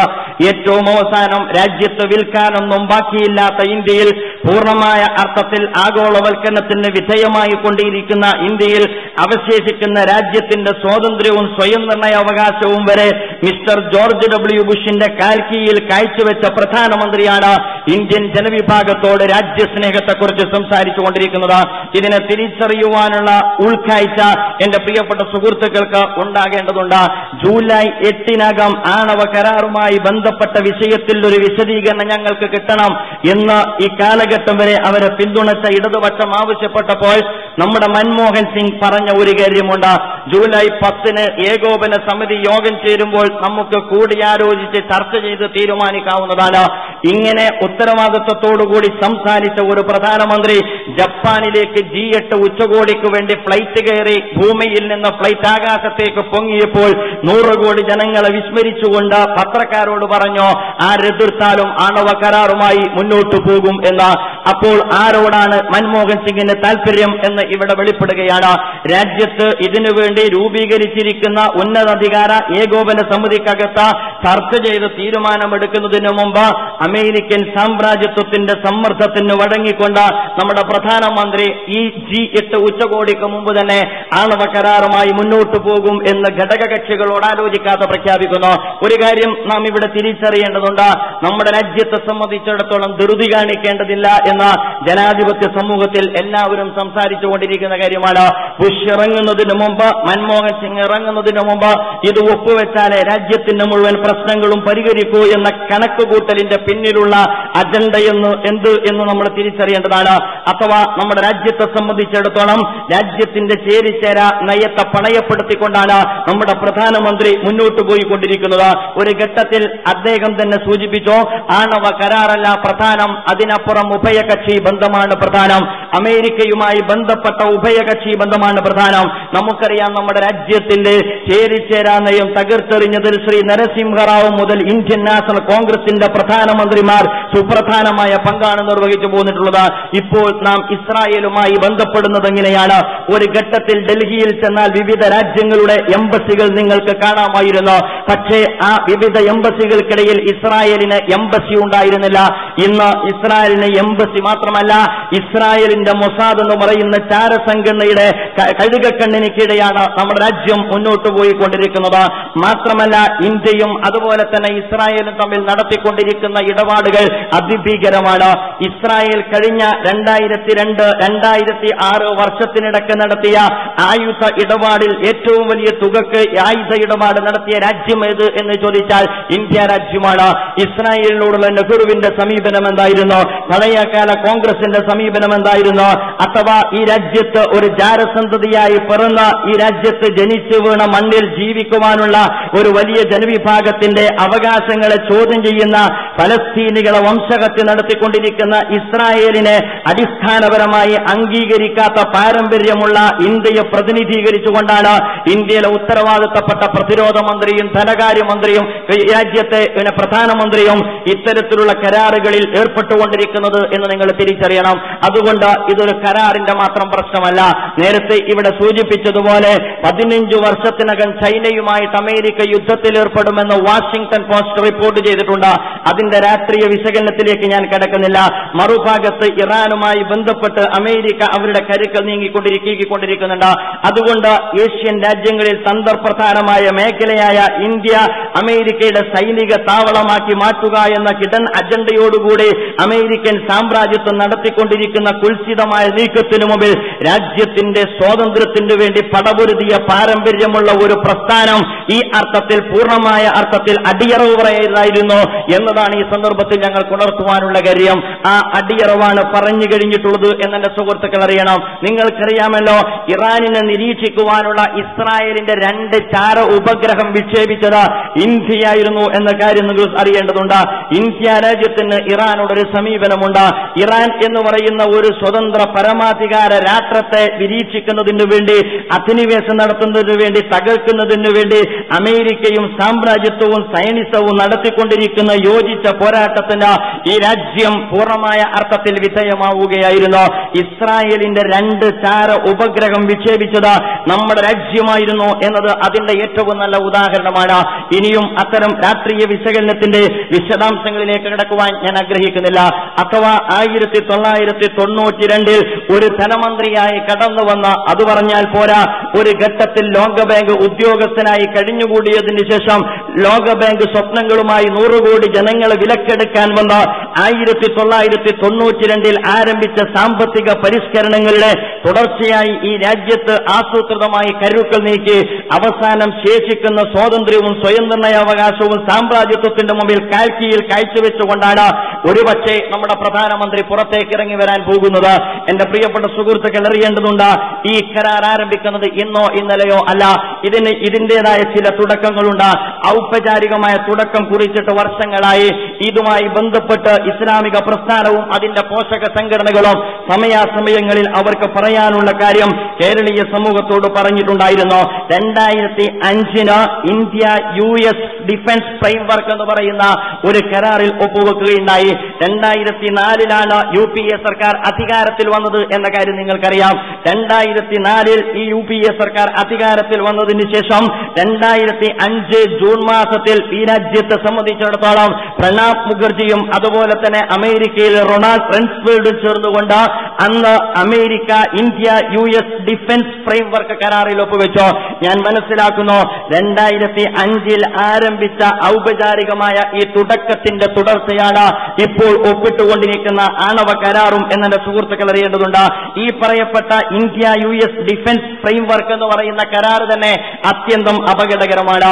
അതിൽ പറയുന്നു സംയുക്ത സൈനികാഭ്യാസങ്ങൾ, അതിൽ പറയുന്നു സുരക്ഷയ്ക്ക് വേണ്ടി ഭീകരതയ്ക്കെതിരെ സൈനികമായ സഹകരണം, അതിൽ പറയുന്നു കൂട്ടനശീകരണായുധം തടയുന്നതിന് വേണ്ടിയുള്ള യോജിച്ച പോരാട്ടം, അതുപോലെ തന്നെ ഇന്ത്യ US ഡിഫൻസ് ഫ്രെയിംവർക്കിനകത്ത് പറയുന്നു പ്രതിരോധ വ്യാപാര രംഗം വർദ്ധിപ്പിക്കും എന്ന കാര്യം, അതുപോലെ തന്നെ രഹസ്യാന്വേഷണ സംവിധാനം വരെ ഇന്റലിജൻസ് സംവിധാനം വരെ പരസ്പരം കൈമാറും എന്ന് പറഞ്ഞാൽ പിന്നെ ഒരു രാജ്യത്തിന് സ്വന്തമായിട്ട് എന്താണുള്ളത് എന്ന് ഇന്ത്യൻ നാഷണൽ കോൺഗ്രസ് കേരളീയ സമൂഹത്തോടെങ്കിലും മലയാളത്തിൽ പറഞ്ഞു കൊടുക്കേണ്ടതുണ്ട് എന്നാണ് ഈ സന്ദർഭത്തിൽ എനിക്ക് സൂചിപ്പിക്കുവാനുള്ളത്. അഥവാ ഒരു രാജ്യത്തിന്റെ ഇന്റലിജൻസ് സംവിധാനങ്ങൾ വരെ രഹസ്യാന്വേഷണ സംവിധാനം വരെ കൈമാറപ്പെടുന്ന ഒരു സാഹചര്യം. അതുകൊണ്ടാണ് നേരത്തെ ഹൽക്ക അമീർ പറഞ്ഞത്, ഈ കേരളത്തിൽ ഇന്ത്യയിൽ സുപ്രധാനമായ കരാറിൽ ഒപ്പുവെക്കുമ്പോൾ നടന്നുകൊണ്ടിരിക്കുന്ന സംഘട്ടനങ്ങളും ഭീകരവേട്ടകളും യാദൃശ്ചികമല്ല. അത് കരാറിൽ നിന്ന് ജനങ്ങളുടെ ശ്രദ്ധ തിരിക്കുന്നതിന് വേണ്ടി നടക്കുന്ന ആസൂത്രിതമായ നീക്കങ്ങളാണ്. അത് ഘാട്ട് കരാറിന്റെ സാഹചര്യത്തിൽ ഉണ്ടായതുപോലെ തന്നെ അത് tehelka.com പുറത്തു കൊണ്ടുവന്ന പ്രതിരോധ രഹസ്യം ഒറ്റുകൊടുത്ത ഏറ്റവും വലിയ പ്രതിസന്ധിയെ NDA സർക്കാർ അഭിമുഖീകരിക്കേണ്ടി വന്നപ്പോഴും പുറത്തു വന്ന കാര്യമാണ്. അപ്പോൾ കാർഗിൽ യുദ്ധം നടന്നു, അതോടുകൂടി ഇത് മുങ്ങിപ്പോയി. ആണവ കരാറിന്റെ ഘട്ടത്തിലും നടന്നുകൊണ്ടിരിക്കുന്ന ഭീകരവേട്ട കെട്ടിച്ചമച്ചതും ആസൂത്രിതവുമാണ് എന്ന് പറഞ്ഞത് ശ്രീമതി സുഷമ സ്വരാജാണ്. ശ്രീമതി സുഷമ സ്വരാജ് വെറുതെ പറയുന്നതല്ല, NDA സർക്കാരിൽ മന്ത്രിയായവരാണ്. കാരണം അവർക്ക് മുൻപരിചയമുണ്ടാകും. അവർ മുമ്പ് ഇത്തരത്തിലുള്ള ഭീകരവേട്ടയ്ക്ക് നേതൃത്വം കൊടുത്തതുകൊണ്ട് ആ മുൻപരിചയത്തിൽ നിന്നുകൊണ്ട് അവർ പറഞ്ഞു, അധികാര കേന്ദ്രങ്ങളിൽ നിന്ന് സുഗമമായി കാര്യങ്ങൾ നടത്തിക്കൊണ്ടുപോകുവാൻ ജനശ്രദ്ധ തിരിക്കുവാൻ പറ്റിയ ഏറ്റവും വഴി ഇത്തരത്തിലുള്ള വഴികളിലേക്ക് ആളുകളെ തിരിച്ചുവിടലാണ് എന്ന് BJPയുടെ ഉത്തരവാദിത്തപ്പെട്ട മുൻമന്ത്രിയും നേതാവുമായ സുഷമ സ്വരാജ് പറഞ്ഞതിനെ ശരിവെച്ചുകൊണ്ട് ഞാൻ പറയുന്നു, ഇപ്പോൾ നടന്നുകൊണ്ടിരിക്കുന്ന ഭീകരവേട്ടയും ഇതിന്റെ തന്നെ ഫലമാണ് എന്നെ സുഹൃത്തുക്കൾ അറിയേണ്ടതുണ്ട്. അപ്പോൾ 2005 ജൂൺ മാസത്തിൽ ആരംഭിച്ചോ. ആരാണ് ഒപ്പുവെച്ചത്? പ്രണാബ് മുഖർജി ഒപ്പുവെച്ചോ. 500 ചില്ലാനം പാർലമെന്റ് അംഗങ്ങളെ അങ്ങ് ഡൽഹിയിലേക്ക് പറഞ്ഞയച്ചത് സിനിമ കാണാനല്ലോ. ഈ രാജ്യത്തിന്റെ പ്രതിരോധവുമായി ബന്ധപ്പെട്ട മർമ്മപ്രധാനമായ മേഖലകളെ കുറിച്ച് ചർച്ച നടക്കുമ്പോൾ അതിൽ നിർണായകമായ പങ്കുവഹിക്കാനാണ്. പ്രണാബ് മുഖർജി ആരോടും ചോദിച്ചിട്ടില്ല ഒപ്പുവെക്കുന്നതിന് മുമ്പ്. അത് കഴിഞ്ഞതിന് ശേഷം നിങ്ങൾക്കറിയാം 2005 ജൂലൈ 18, 21 തീയതികളിൽ നമ്മുടെ പ്രധാനമന്ത്രിയും അങ്ങ് ന്യൂയോർക്കിൽ തന്നെയായിരുന്നു. അദ്ദേഹത്തിന് പലപ്പോഴും സുഖസംതൃപ്തിയോടുകൂടി കഴിഞ്ഞുകൂടുവാൻ അദ്ദേഹം തെരഞ്ഞെടുക്കാറുള്ളത് അമേരിക്കയാണ് എന്നത് പഴയകാല അനുഭവം കൊണ്ടായിരിക്കാം. പക്ഷേ അദ്ദേഹം 2005 ജൂലൈ 18, 21 ദിവസങ്ങളിൽ അങ്ങ് അമേരിക്കയിലായിരുന്നു. അതും ഇതിന്റെ രണ്ടാം ഘട്ടമാണ്. അഥവാ അതിൽ വെച്ചുകൊണ്ടാണ് സംയുക്ത പ്രസ്താവന നടത്തുന്നത്. ഇതൊന്നും വെറുതെ വർത്തമാനം പറയുന്ന കാര്യമല്ല. അതിന്റെ എല്ലാം കോപ്പികൾ എനിക്കെന്നല്ല ഏതൊരാൾക്കും സൈറ്റിൽ പോയ, ഇത് കാലം അങ്ങനെയാണല്ലോ, വിവരം കിട്ടാൻ എല്ലാ സൗകര്യങ്ങളുമുള്ള ഒരു ലോകത്താണ് നമ്മൾ ജീവിച്ചുകൊണ്ടിരിക്കുന്നത്. സംയുക്ത പ്രസ്താവനയുടെ കോപ്പി നിങ്ങൾക്കും കണ്ടെത്താൻ കഴിയുന്നതാണ്. 2005 ജൂലൈ മാസത്തിൽ ഇന്ത്യൻ പ്രധാനമന്ത്രിയും അമേരിക്കൻ പ്രസിഡന്റും ഒന്നിച്ച് സംയുക്ത പ്രസ്താവന നടത്തുകയുണ്ടായി. ഈ സംയുക്ത പ്രസ്താവനയുമായി ബന്ധപ്പെട്ട് പുറത്തു വന്ന വിവരങ്ങൾ അതിനേക്കാൾ ഭീകരമാണ്. കാർഷിക രംഗത്ത്, വ്യവസായ രംഗത്ത്, ഇലക്ട്രിസിറ്റി രംഗത്ത്, ഇൻഷുറൻസ് മേഖലയിൽ, ചില്ലറ വ്യാപാര രംഗത്ത്, സഹകരിച്ച് പ്രവർത്തിക്കുക എന്നത് മാത്രമല്ല, അതിലേക്ക് വിദേശ നിക്ഷേപത്തിനുള്ള സ്വാതന്ത്ര്യവും അനുവാദവും നൽകുന്നു എന്നതാണ് ആ സംയുക്ത പ്രസ്താവനയുടെ ഒരു വെളിച്ചം എന്നെ സുഹൃത്തുക്കൾ അറിയേണ്ടതുണ്ട്. അന്നാണ് സോളിഡാരിറ്റി യൂത്ത് മൂവ്മെന്റ് കേരളീയ സമൂഹത്തിൽ ആഗസ്റ്റ് 15 മുദ്രാവാക്യം ഉയർത്തിയത്. ശ്രീ മൻമോഹൻ ഇന്ത്യയെ വിൽക്കരുത് എന്ന ഈ രാജ്യത്തിന്റെ ആത്മാവായ കാർഷിക ഇടങ്ങളെ, ഈ രാജ്യത്തിന്റെ ചില്ലറ വ്യാപാര മേഖലകളെ, ഈ രാജ്യത്തിന്റെ എല്ലാ തലങ്ങളെയും അമേരിക്കൻ സാമ്രാജ്യത്വ കുത്തകകൾക്ക് കടന്നു വരുവാനുള്ള അനുവാദം നൽകുന്നത് രാജ്യത്ത് കുത്തുവാളയെടുപ്പിക്കും എന്ന് അന്ന് നമ്മൾ സൂചിപ്പിക്കുകയുണ്ടായി. പിന്നീട് 2005 സെപ്റ്റംബറിൽ ഇറാനിനെതിരെ ഇന്ത്യ വോട്ട് ചെയ്തു. അഥവാ നേരത്തെ സൂചിപ്പിച്ച ഇന്ത്യ അമേരിക്ക ഡിഫൻസ് ഫ്രെയിംവർക്കിൽ നിന്നുകൊണ്ട് തന്നെ അമേരിക്കയുമായി ബന്ധപ്പെട്ട സഹകരണത്തിന്റെ ഭാഗമായി ഇറാനിനെതിരെ അമേരിക്കയുമായി ബന്ധപ്പെട്ടുകൊണ്ട് ചേർന്നു നിന്നുകൊണ്ട് ഇന്റർനാഷണൽ ആറ്റോമിക് എനർജി ഏജൻസിയുടെ യോഗത്തിൽ വെച്ച് ഇന്ത്യൻ ജനവിഭാഗത്തെ അപമാനിച്ചുകൊണ്ട് നമ്മുടെ പ്രധാനമന്ത്രി അമേരിക്കയുടെ കൂടെ നിന്നുകൊണ്ട് ഇറാനെതിരെ വോട്ട് ചെയ്തു. 2006 സെപ്റ്റംബറിൽ ഇന്ത്യയിലേക്ക് ബുഷ് കടന്നു വന്നു. എന്റെ പ്രിയപ്പെട്ട സുഹൃത്തുക്കൾ അറിയേണ്ടതുണ്ട്, ഇതിനൊരു തുടർച്ചയുണ്ട്. 2006 സെപ്റ്റംബറിൽ ജോർജ് ഡബ്ല്യു ബുഷ് ഇന്ത്യയിലേക്ക് വന്നപ്പോൾ ഒരുപക്ഷെ കേരളീയ സമൂഹത്തിൽ ഞങ്ങൾ ഉയർത്തിയ മുദ്രാവാക്യമുണ്ട്, ബുഷ് ഗോ ബാക്ക് എന്നായിരുന്നു. ബുഷ് ഗോ ബാക്ക് എന്ന മുദ്രാവാക്യം ഞങ്ങൾ ഉയർത്തിയപ്പോൾ ചിലർ ചോദിച്ചു, അതിഥിയെ മാനിച്ച പാരമ്പര്യമുള്ള ഇന്ത്യ അല്ലെങ്കിൽ ആ പാരമ്പര്യത്തിൽ നിന്നുകൊണ്ട് സംസാരിക്കുവാൻ എന്തുകൊണ്ട് സോളിഡാരിറ്റിക്ക് സാധിക്കുന്നില്ല എന്ന്. അന്ന് ഞങ്ങൾ പറഞ്ഞതാണ്, മിസ്റ്റർ ജോർജ് ഡബ്ല്യു ബുഷ് ജനലക്ഷങ്ങളുടെ രക്തക്കറ പുരണ്ട വ്യക്തിത്വത്തിന്റെ ഉടമയായ അദ്ദേഹം അതിഥിയല്ല, അന്തകനാണ്. അതുകൊണ്ട് അന്തകനോട് ഗോ ബാക്ക് വിളിക്കാനാണ് ഞങ്ങളുടെ സംസ്കാരം ഞങ്ങളെ പഠിപ്പിച്ചത് എന്ന് പറഞ്ഞുകൊണ്ടാണ് അന്ന് ആ സമരപ്രഖ്യാപനവുമായി സോളിഡാരിറ്റി മുന്നോട്ട് പോയത്. അതിലേക്ക് ഞാൻ കിടക്കുന്നില്ല. പക്ഷേ അന്ന് ജോർജ് ഡബ്ല്യു ബുഷ് വന്നു. അദ്ദേഹവും അന്ന് 10 കരാറിൽ ഒപ്പുവെച്ചിട്ടാണ് പോയത്. ഓരോ വരവും ഓരോ കരാറിൽ ഒപ്പുവെച്ചിട്ടാണ് പോക്ക. അന്ന് ഒപ്പുവെച്ച 10 കരാറിന്റെ ഭാഗമായിട്ടാണ് നമ്മുടെ രാജ്യത്ത് 20 കോടിയോളം ചില്ലറ വ്യാപാരികൾ ഉപജീവന മാർഗം കണ്ടെത്തിക്കൊണ്ടിരിക്കുന്ന ചില്ലറ വ്യാപാര മേഖലകളെ കുത്തകവൽക്കരിക്കുവാനുള്ള തീരുമാനത്തിലും ഒപ്പുവെച്ചത് എന്നെന്റെ സുഹൃത്തുക്കൾ അറിയേണ്ടതാണ്. അപ്പോൾ പടിപടിയായി ഈ രാജ്യത്തെ പണയപ്പെടുത്തിയ ഒരു പ്രധാനമന്ത്രിയോട് മാപ്പുണ്ടെന്ന് പറയുവാൻ എങ്ങനെയാണ് നമുക്ക് കഴിയുക സുഹൃത്തുക്കളെ? അവിടെ നിന്നും വീണ്ടും നമ്മൾ മുന്നോട്ട് പോയാൽ അതിനുശേഷം 2006 ഡിസംബർ മാസത്തിലാണ് ഹൈഡാക്റ്റിൽ ഒപ്പുവെക്കുന്നത് അല്ലെങ്കിൽ ഹൈഡാക്ട് രൂപീകരിക്കുന്നത് എന്നെന്റെ പ്രിയപ്പെട്ട സുഹൃത്തുക്കൾ അറിയേണ്ടതുണ്ട്. ശരിയാണ്, ഹൈഡാക്ട് അമേരിക്കയുടെ ആഭ്യന്തര നിയമം തന്നെയാണ്. പക്ഷേ എന്തിനാണ് ഹൈഡാക്ട് നിർമ്മിച്ചത് എന്ന കാര്യം കൂടി എന്റെ പ്രിയപ്പെട്ട സുഹൃത്തുക്കൾ പഠിക്കേണ്ടതുണ്ട്.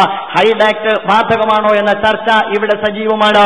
ഇൻഷാ അള്ളാഹ് ഞാൻ അതിനകത്തേക്ക് വരാം. പക്ഷെ ഒരു കാര്യം ഞാൻ സൂചിപ്പിക്കുന്നു, ഊർജ പ്രതിസന്ധിയുമായി ബന്ധപ്പെട്ട് നേരത്തെ ഇവിടെ CR നീലകണ്ഠൻ ചില കാര്യങ്ങൾ സൂചിപ്പിക്കുകയുണ്ടായി. അതുമായി ബന്ധപ്പെട്ട് ഊർജ പ്രതിസന്ധിയുമായി ബന്ധപ്പെട്ടാണ് നമ്മുടെ രാജ്യത്തെ രാഷ്ട്രീയ നേതാക്കൾ സംസാരിച്ചു കൊണ്ടിരിക്കുന്നത്. നമ്മുടെ കുട്ടികൾക്ക് വൈദ്യുതി ലഭിക്കേണ്ടേ? ഒരു കുട്ടിയായ കാലത്തെയാണ് പ്രധാനമന്ത്രി ഓർക്കുന്നത്. അതുകൊണ്ട് കുട്ടികൾക്ക് വൈദ്യുതി ലഭിക്കുവാൻ ഊർജ പ്രതിസന്ധി പരിഹരിക്കണം. അതിനു വേണ്ടിയിട്ട് അമേരിക്കയുമായി ഒപ്പുവെക്കുന്ന ഈ കരാറിലൂടെ ലഭിക്കാൻ പോകുന്നത് 2020 ആകുമ്പോഴേക്ക് 4% വർധനവ്. ഇപ്പോൾ ലഭിച്ചുകൊണ്ടിരിക്കുന്നത് 3%. നമ്മുടെ രാജ്യത്ത് ഇപ്പോഴും ഊർജം ഉപയോഗിച്ചുകൊണ്ടിരിക്കുന്നുണ്ടല്ലോ. എവിടെ നിന്നാണ് ഊർജം ലഭിച്ചുകൊണ്ടിരിക്കുന്നത്? 97% മറ്റു മേഖലകളിൽ നിന്നാണ് എന്നെ സുഹൃത്തുക്കൾ അറിയേണ്ടതുണ്ട്. 97%. ബാക്കി വരുന്ന 3% ഈ ആണവൂർജ മേഖലകളിൽ നിന്ന് നമുക്ക് ലഭിച്ചുകൊണ്ടിരിക്കുന്നത്. ആ 97% ഊർജം ലഭിച്ചുകൊണ്ടിരിക്കുന്ന മേഖലകളെ പുഷ്ടിപ്പെടുത്തുവാനുള്ള വല്ല പദ്ധതിയും നമ്മുടെ പ്രധാനമന്ത്രിയുടെ ഭാഗത്ത് നിന്നുണ്ടോ? അത്തരം പദ്ധതിക്ക് വല്ല അന്താരാഷ്ട്ര സഹായവും നമ്മൾ ലഭ്യമാക്കുന്നുണ്ടോ എന്ന് ചോദിച്ചാൽ അതിൽ ആർക്കും താല്പര്യമില്ല.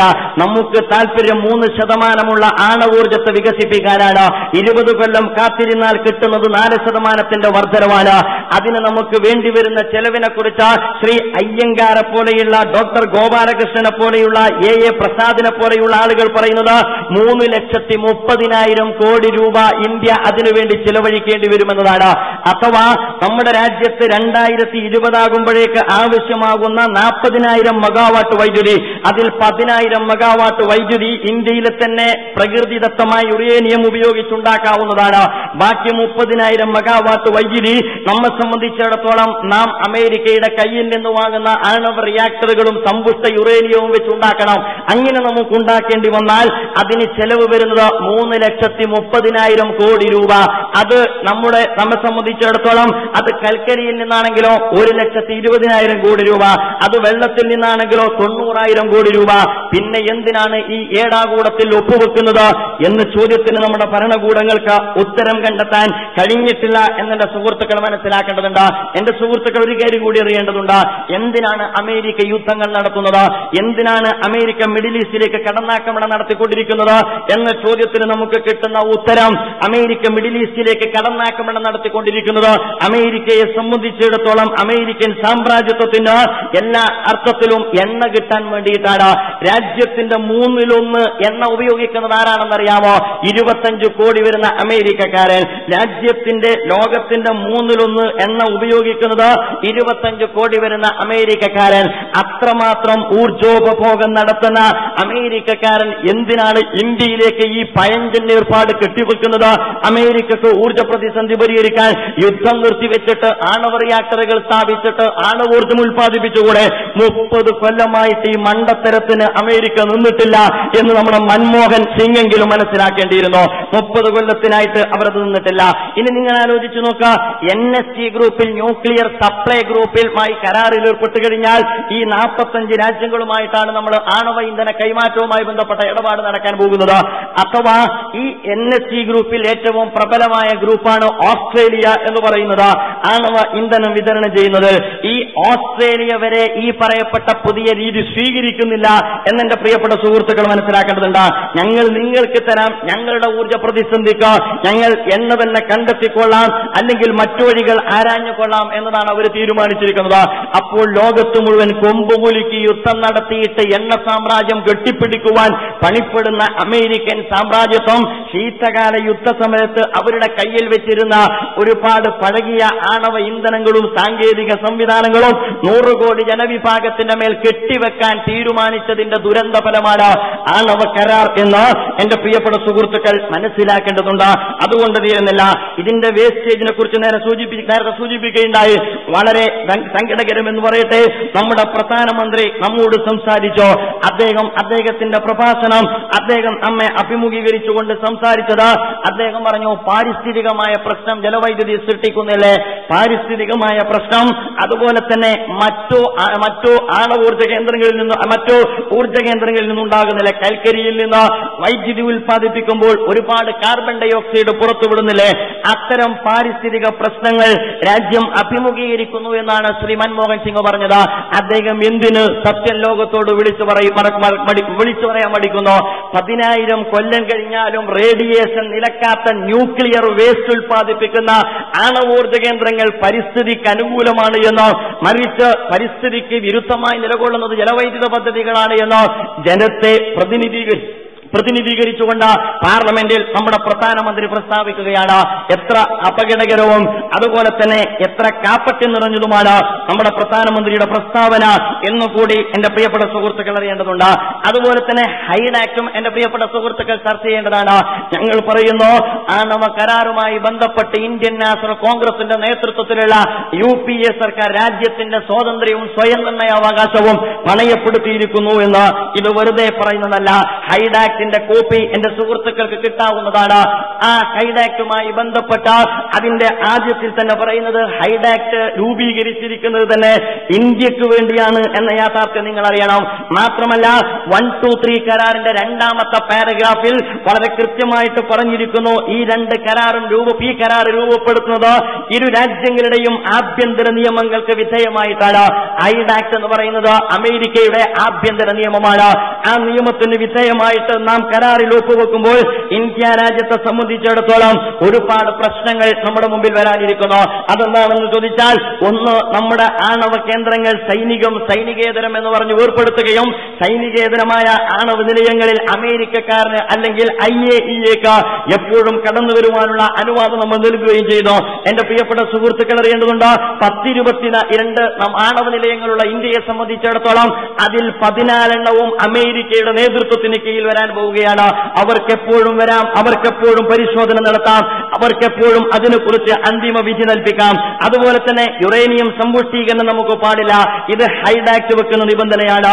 നാം സ്ഥാപിക്കുന്ന ആണവ റിയാക്ടറുകളിലേക്ക് ഇന്ധനം കാത്ത് അമേരിക്കയുടെ കാൽക്കൽ കെട്ടി നിൽക്കേണ്ടുന്ന ഗതികേട് നമ്മുടെ രാജ്യത്തിന് വരാൻ പോകുന്നു.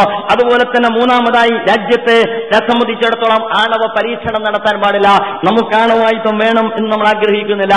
പക്ഷേ ഒരു രാജ്യം ആണവായുധം നിർമ്മിക്കണോ നിർമ്മിക്കേണ്ടതില്ലേ എന്ന്, അല്ലെങ്കിൽ ആണവായുധ പരീക്ഷണം നടത്തണോ നടത്തണ്ടേ എന്ന് തീരുമാനിക്കുവാനുള്ള അധികാരം അതാത് രാജ്യങ്ങൾക്കാണ് എന്ന സ്വയം നിർണയാവകാശത്തെയാണ് യഥാർത്ഥത്തിൽ ഈ ഹൈഡാക്ട് ഗണ്ണിക്കുന്നത് എന്നെ സുഹൃത്തുക്കൾ അറിയേണ്ടതുണ്ട്. അതിനേക്കാളുപരി US പദ്ധതികളിൽ അമേരിക്കയോടൊപ്പം നമ്മൾ പങ്കാളികളാകണം. US മുന്നോട്ട് വെക്കുന്ന പദ്ധതികളിൽ ഇന്ത്യ പങ്കാളിയാകണം.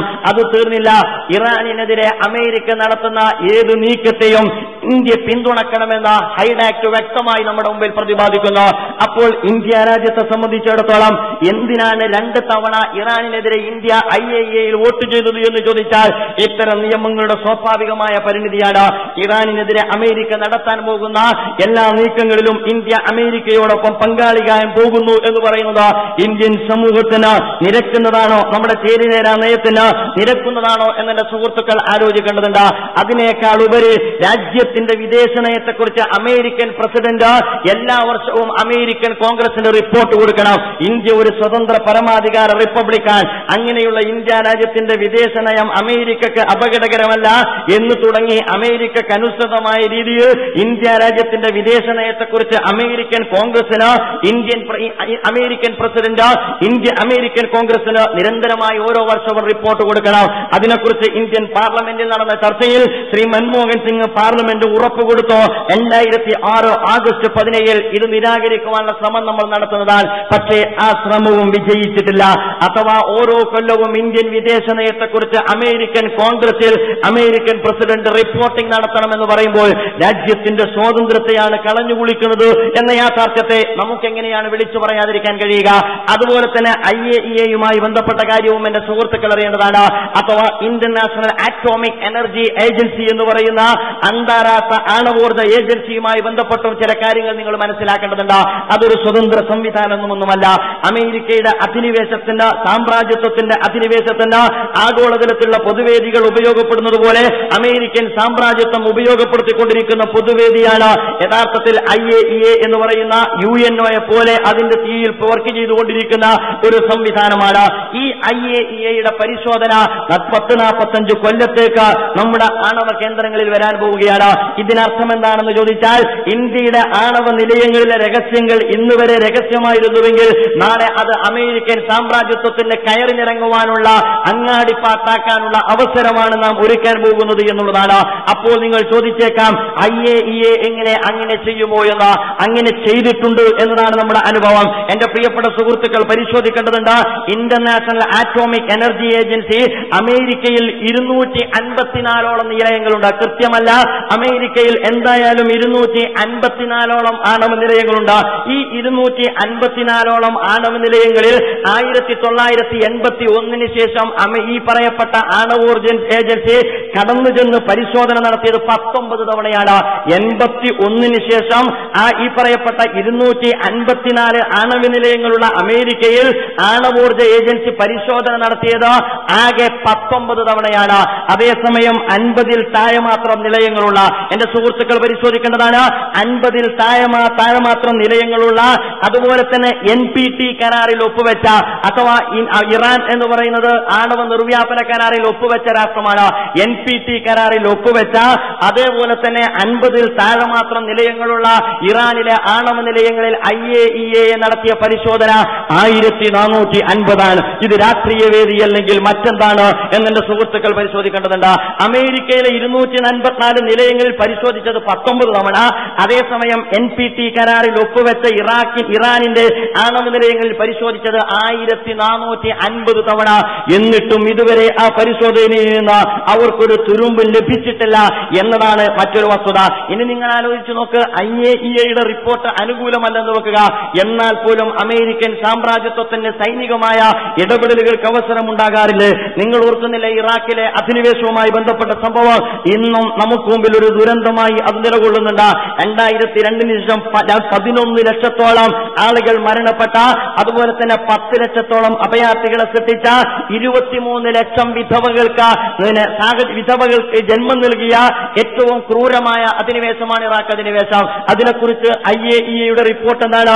IAEA റിപ്പോർട്ട് അനുസരിച്ച് ഇറാഖിൽ രാസായുധമില്ല എന്നാണ് റിപ്പോർട്ട് കൊടുത്തത്. പക്ഷേ ആ റിപ്പോർട്ടിനെ അവഗണിച്ചുകൊണ്ടാണ് അമേരിക്ക അവിടെ അധിനിവേശം നടത്തിയത് എന്നെന്റെ പ്രിയപ്പെട്ട സുഹൃത്തുക്കൾ അറിയേണ്ടതുണ്ട്.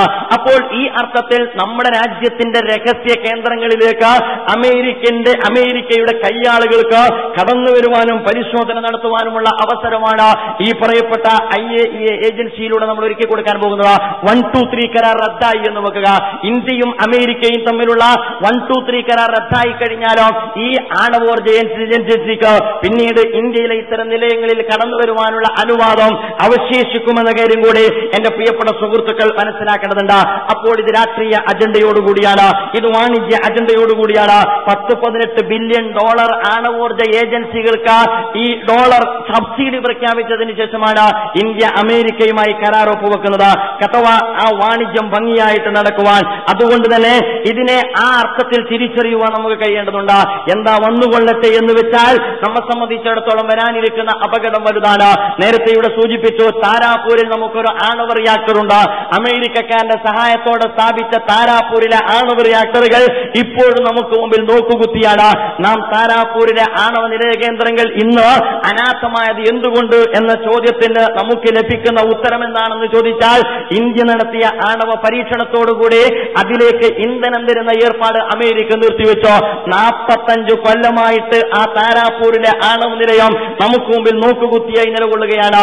അഥവാ അമേരിക്കയും ഇന്ത്യക്കും പിണങ്ങേണ്ടി വന്നാൽ ഇന്ത്യയിൽ നോക്കുകുത്തിയായി അവശേഷിക്കാൻ പോകുന്നത് 150ഓളം താരാപൂറുകളാണ് എന്ന യാഥാർത്ഥ്യം എന്റെ ഇന്ത്യൻ നാഷണൽ കോൺഗ്രസിന്റെ പ്രവർത്തകരെങ്കിലും മനസ്സിലാക്കേണ്ടതുണ്ട്. 145 താരാപൂറുകൾ ഈ രാജ്യത്ത് നമുക്ക് മുമ്പിൽ ഒരു ഭാരമായി അവശേഷിക്കാൻ പോകും. മാത്രമാണോ ഞാൻ പറയുന്നു, ഇന്ത്യയിൽ ഇനി ആര് പ്രധാനമന്ത്രിയായാലും അമേരിക്കൻ സാമ്രാജ്യത്വത്തിന്റെ തിട്ടൂരത്തിനെതിരെ വിരലനക്കാൻ കഴിയുകയില്ല. വിരലനക്കിയാൽ അവർ പറയും, നിങ്ങളുടെ ആണവ റിയാക്ടറുകളിലേക്ക് ഞങ്ങൾ ഇന്ധനം തരില്ല. ഇന്ധനം തരില്ലെന്ന് പറഞ്ഞാൽ നമ്മുടെ സ്കൂൾ പൂട്ടുന്ന സാഹചര്യം വരുമ്പോൾ നമ്മൾ മയപ്പെടും. ആ അർത്ഥത്തിൽ കരാർ നമുക്ക് മുമ്പിൽ വെക്കുന്ന അപകടകരമായ വ്യവസ്ഥകൾ എന്റെ പ്രിയപ്പെട്ട സുഹൃത്തുക്കൾ വിശദമായി പഠിക്കണം എന്നാണ് എനിക്ക് സൂചിപ്പിക്കുവാനുള്ളത്. നിങ്ങൾക്കറിയാമല്ലോ, ഇന്ത്യ രാജ്യത്തെ അമേരിക്കൻ സാമ്രാജ്യത്വത്തിന്റെ ഒരു സാമന്ത രാജ്യമാക്കിയിരിക്കുന്നു എന്നതാണ് നാം ഇന്ന് അനുഭവിച്ചുകൊണ്ടിരിക്കുന്ന ഏറ്റവും വലിയ പ്രശ്നം. ഇന്ന് സൈനിക അഭ്യാസങ്ങൾ നടന്നുകൊണ്ടിരിക്കുന്നു. ഇന്ത്യയും അമേരിക്കയും ഓസ്ട്രേലിയയുമായിട്ട് ബംഗാൾ ഉൾക്കടലിൽ സൈനിക അഭ്യാസങ്ങൾ നടന്നു. അതിനെക്കുറിച്ച് ശ്രീ MJ അക്ബർ അദ്ദേഹത്തിന്റെ കോളത്തിൽ എഴുതിയത്, ബംഗാൾ ഉൾക്കടലിൽ നടന്നത് സംയുക്ത സൈനികാഭ്യാസമല്ല, മറിച്ച് ബംഗാൾ ഉൾക്കടലിൽ നിന്ന് ഇറാനിലേക്ക് എങ്ങനെയാണ് മിസൈൽ അയക്കുക എന്ന പരിശീലനമായിരുന്നു. എന്തിന് ഇന്ത്യയെ അമേരിക്കൻ താവളമാക്കി മാറ്റണം? അത് കഴിഞ്ഞിട്ട് മണിപ്പൂരിൽ നടന്നു സംയുക്ത സൈനികാഭ്യാസം. ഇന്ന് മാതൃഭൂമി പത്രത്തിലും മറ്റു പത്രങ്ങളും പരിശോധിച്ചാൽ നിങ്ങൾക്ക് കാണാൻ കഴിയും, ഇന്നും ഇനി മിസോറാമിൽ ഇന്ത്യയും അമേരിക്കയും തമ്മിൽ സംയുക്ത സൈനികാഭ്യാസം നടന്നുകൊണ്ടിരിക്കുകയാണ്. ഇന്ത്യയുടെ മണ്ണ് അമേരിക്കക്കാരന്റെ സാമ്രാജ്യത്വത്തിന്റെ തേർവാഴ്ചക്ക് ഞാനും നിങ്ങളും ഈ രാജ്യത്തെ ഭരണകൂടം എന്നെയും നിങ്ങളെയും കബളിപ്പിച്ചുകൊണ്ട് ഈ ഭരണകൂടം കൂട്ടിക്കൊടുപ്പ് നടത്തിയിരിക്കുന്നു എന്നതാണ് നാം അനുഭവിച്ചുകൊണ്ടിരിക്കുന്ന ഏറ്റവും വലിയ പ്രശ്നം. ഞാൻ നീട്ടുന്നില്ല, അവസാനിപ്പിക്കുകയാണ്. ഒരു കാര്യം എന്റെ സുഹൃത്തുക്കൾ അറിയേണ്ടതുണ്ട്. അതുകൊണ്ടാണ് ഇസ്ലാമിക പ്രസ്ഥാനം രാജ്യത്തിന്റെ പ്രതിസന്ധി ഘട്ടങ്ങളിൽ രാജ്യനിവാസികളോടൊപ്പം നിന്നുകൊണ്ട് അതിശക്തമായ പോരാട്ടത്തിന് നേതൃത്വം കൊടുത്ത ഒരു പാരമ്പര്യമുള്ള പ്രസ്ഥാനം ഈ അർത്ഥത്തിൽ ഇത്തരം കരാറുമായി രംഗത്തിറങ്ങുന്നത്. അതിനെ മുഖവിലക്കെടുക്കുവാനും അത് മുന്നോട്ട് വെക്കുന്ന പ്രശ്നങ്ങളെ ചർച്ച ചെയ്യുവാനും ഈ രാജ്യത്തെ നിഷ്പക്ഷരായ ജനവിഭാഗം സന്നദ്ധമാകണമെന്നാണ് ഈ സന്ദർഭത്തിൽ എനിക്ക് സൂചിപ്പിക്കുവാനുള്ളത്. വിശദീകരണം നടത്തുന്ന ഇന്ത്യൻ നാഷണൽ കോൺഗ്രസിന്റെ ഉത്തരവാദിത്തപ്പെട്ട നേതാക്കളോട് ഞാൻ പറയുന്നു, നിങ്ങൾ സത്യസന്ധമായി കാര്യങ്ങൾ വിശദീകരിക്കാൻ സന്നദ്ധമാകണം. ഈ കേരളത്തിലെ 3 കോടി ജനങ്ങളോട് ആണവ കരാർ എന്തെന്ന് വിശദീകരിക്കുന്നതിന് മുമ്പ് നിങ്ങളുടെ കൂടപ്പുറപ്പുകളായി കൂടെ നടക്കുന്ന സമുദായ രാഷ്ട്രീയ പ്രസ്ഥാനത്തിന്റെ ആശങ്കയൊന്ന് നീക്കിയിട്ട് പോരെ കേരളക്കാരനെ വിശദീകരിച്ചു കൊടുക്കാൻ എന്നുകൂടി ചോദിക്കാൻ ഞാൻ ആഗ്രഹിക്കുകയാണ്. ആശങ്ക തീർന്നിട്ടില്ല. ആശങ്ക തീരാത്ത ഒരു കൂട്ടരെ കൂടെ നിർത്തിയിട്ട് എന്തിനാണ് മൈക്ക് കെട്ടിയിട്ട് കേരളീയ സമൂഹത്തോട് നിങ്ങൾ വിശദീകരിക്കുന്നത്? നിങ്ങൾ ആശങ്ക ജനങ്ങളോട് തീർക്കുന്നതിന് മുമ്പ് നിങ്ങളുടെ കൂടെയുള്ള ഘടകകക്ഷികളുടെ ആശങ്ക തീർക്കേണ്ടതുണ്ട്. ഇങ്ങനെ നടന്നുകൊണ്ടിരിക്കുന്ന പൊതുസമ്മേളനങ്ങളിൽ ആളുകളെ തെറ്റിദ്ധരിപ്പിച്ചുകൊണ്ടിരിക്കുന്ന പരാമർശങ്ങളും വന്നുകൊണ്ടിരിക്കുന്നുണ്ട്. ഇവിടെ ആരോ പറഞ്ഞതല്ല, എന്റെ നാട്ടിലെ MLA പറഞ്ഞു തടക്കവും പടക്കവുമുള്ള എന്റെ നാട്ടിലെ MLA പറഞ്ഞു ഇത് ജമാഅത്തെ ഇസ്ലാമി വേറെ ജമാഅത്തെ ഇസ്ലാമിയാണ്, ഇന്ത്യയിൽ വേറെ ജമാഅത്തെ ഇസ്ലാമി ഉണ്ട്. ആ ജമാഅത്തെ ഇസ്ലാമി ആണവ കരാറിന് അനുകൂലമാണ്, ഈ ജമാഅത്തെ ഇസ്ലാമി ആണവ കരാറിനെതിരാണ്, ഇവരല്ല യഥാർത്ഥത്തിലെ ജമാഅത്തെ ഇസ്ലാമി. ഇങ്ങനെയൊക്കെ ഒരു MLA നിരുത്തരവാദപരമായി പ്രസംഗിക്കാൻ പാടുണ്ടായിരുന്നു. എന്റെ സുഹൃത്തുക്കൾ ശ്രദ്ധിച്ചിട്ടുണ്ടാകും, ചന്ദ്രികയിലും അതുപോലെ തന്നെ വീക്ഷണത്തിലും ഒരു വാർത്ത വന്നിട്ടുണ്ടായിരുന്നു. ഈ ആണവ കരാറുമായി ബന്ധപ്പെട്ട ഗവൺമെന്റിന്റെ പോളിസിക്ക് ഈ രാജ്യത്തെ ജമാഅത്തെ ഇസ്ലാമി പിന്തുണ പ്രഖ്യാപിച്ചു എന്നതാണ് അതിൽ വന്ന വാർത്ത. ജമാഅത്തെ ഇസ്ലാമിയുടെ ഔദ്യോഗിക വക്താവ് അൻവർ ഹുസൈൻ ആണ് പോലും പ്രസ്താവിച്ചത്. ഒന്നാമത് പറയേണ്ടതുണ്ട്, ജമാഅത്തെ ഇസ്ലാമിക്ക് അങ്ങനെ ഒരു ഔദ്യോഗിക വക്താവില്ല. രണ്ടാമത് മനസ്സിലാക്കേണ്ടതുണ്ട്, ജംഇയ്യത്തുൽ ഉലമായെ ഹിന്ദ് എന്ന് പറയുന്ന ഒരു പ്രസ്ഥാനമാണ് ആ പ്രസ്താവന ഇറക്കിയത്. അത് നിങ്ങളുടെ തന്നെ കൂടെ നിർത്തി വർത്തമാനം പറയാവുന്നതും വിലയിരുത്താവുന്നതുമായ സംഘമാണ്. അത് കഴിഞ്ഞിട്ട് മൂന്നാമത് എന്റെ സുഹൃത്തുക്കൾ മനസ്സിലാക്കേണ്ടത്, ഈ പറയപ്പെട്ട അബദ്ധം ജമാഅത്തെ ഇസ്ലാമിയുടെ ഉത്തരവാദിത്തപ്പെട്ട ആളുകൾ തിരുത്തി. എന്നിട്ട് നമുക്കറിയാവുന്നതുപോലെ ടൈംസ് ഓഫ് ഇന്ത്യക്കകത്ത് അത് തിരുത്തിയിട്ട് വാർത്ത വന്നു. പക്ഷേ നമ്മുടെ പത്രം അത് തിരുത്താൻ സന്നദ്ധമായില്ല. എന്നിട്ട് പ്രസംഗിച്ചു നടക്കുന്നു, ഈ ജമാഅത്തെ ഇസ്ലാമി വേറെയാണ്, മറ്റേ ജമാഅത്തെ ഇസ്ലാമി വേറെയാണ്.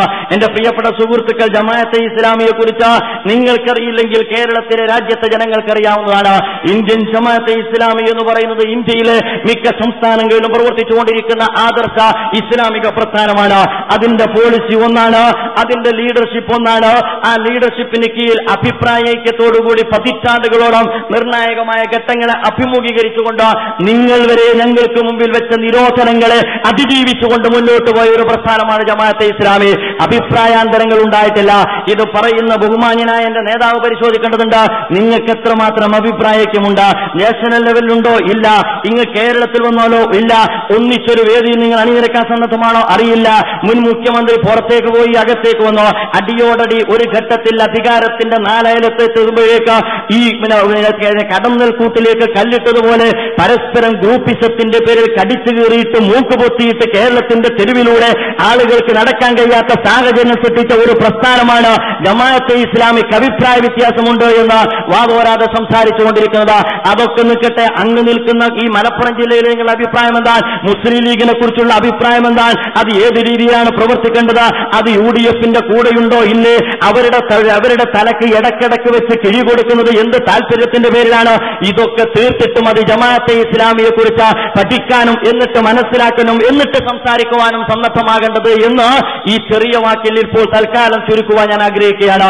അതൊക്കെ പഠിച്ചിട്ട് മതി. മലപ്പുറം ജില്ലയിൽ എത്ര തവണ വന്നു ഹൈക്കമാൻഡിന്റെ പ്രതിനിധികൾ? അങ്ങ് നിന്ന് എത്ര തവണ വിളിച്ചു? ഇങ്ങോട്ട് ഫോൺ കോൾ. എന്താണ് കൂടെ നിൽക്കുന്ന, എന്നിട്ട് വോട്ട് വാങ്ങുന്ന, എന്നിട്ട് നിയമസഭയിലേക്ക് പോകുന്ന, എന്നിട്ട് അവരുടെ കൂടെ ഇരിക്കുന്ന ഒരാളോ കൂടെ ഇരിക്കുന്നവനോട് തൊഴിയോട് തൊഴി അവനെ ഇന്നുവരെ ഉൾക്കൊള്ളാൻ കഴിഞ്ഞിട്ടില്ല. അപ്പോൾ സ്വന്തത്തിനകത്ത് അഭിപ്രായക്കുമില്ലാത്ത, ജില്ലക്കകത്ത് അഭിപ്രായക്കുമില്ലാത്ത, സ്റ്റേറ്റിനകത്ത് അഭിപ്രായക്കുമില്ലാത്ത, അങ്ങ് കേന്ദ്രത്തിലേക്ക് ചെന്നാൽ അഭിപ്രായം ഐക്യമെന്തെന്ന് തിരിയാത്ത ഒരു പ്രസ്ഥാനം ജമാഅത്തെ ഇസ്ലാമിയുടെ അഭിപ്രായ ഐക്യത്തെക്കുറിച്ച് സംസാരിക്കരുത്. എന്റെ പ്രിയപ്പെട്ട സുഹൃത്തുക്കളോട് ആ വസ്തുത പറയുക മാത്രമാണ് ഞാൻ ചെയ്തത്. അതോടൊപ്പം തന്നെ പറയുന്നു, സമുദായ രാഷ്ട്രീയ പ്രസ്ഥാനത്തിന്റെയും ആശങ്ക പെട്ടെന്ന് തീരേണ്ടതുണ്ട്. ഇല്ലെങ്കിൽ പൊന്നാനി മണ്ഡലത്തിലെ പാവപ്പെട്ട വോട്ടർമാരുടെ ആശങ്ക തീർക്കാൻ നിങ്ങൾക്ക് കഴിയില്ല എന്ന കാര്യം ഈ സന്ദർഭത്തിൽ ഉണർത്തുവാൻ ഞാൻ ആഗ്രഹിക്കുകയാണ്.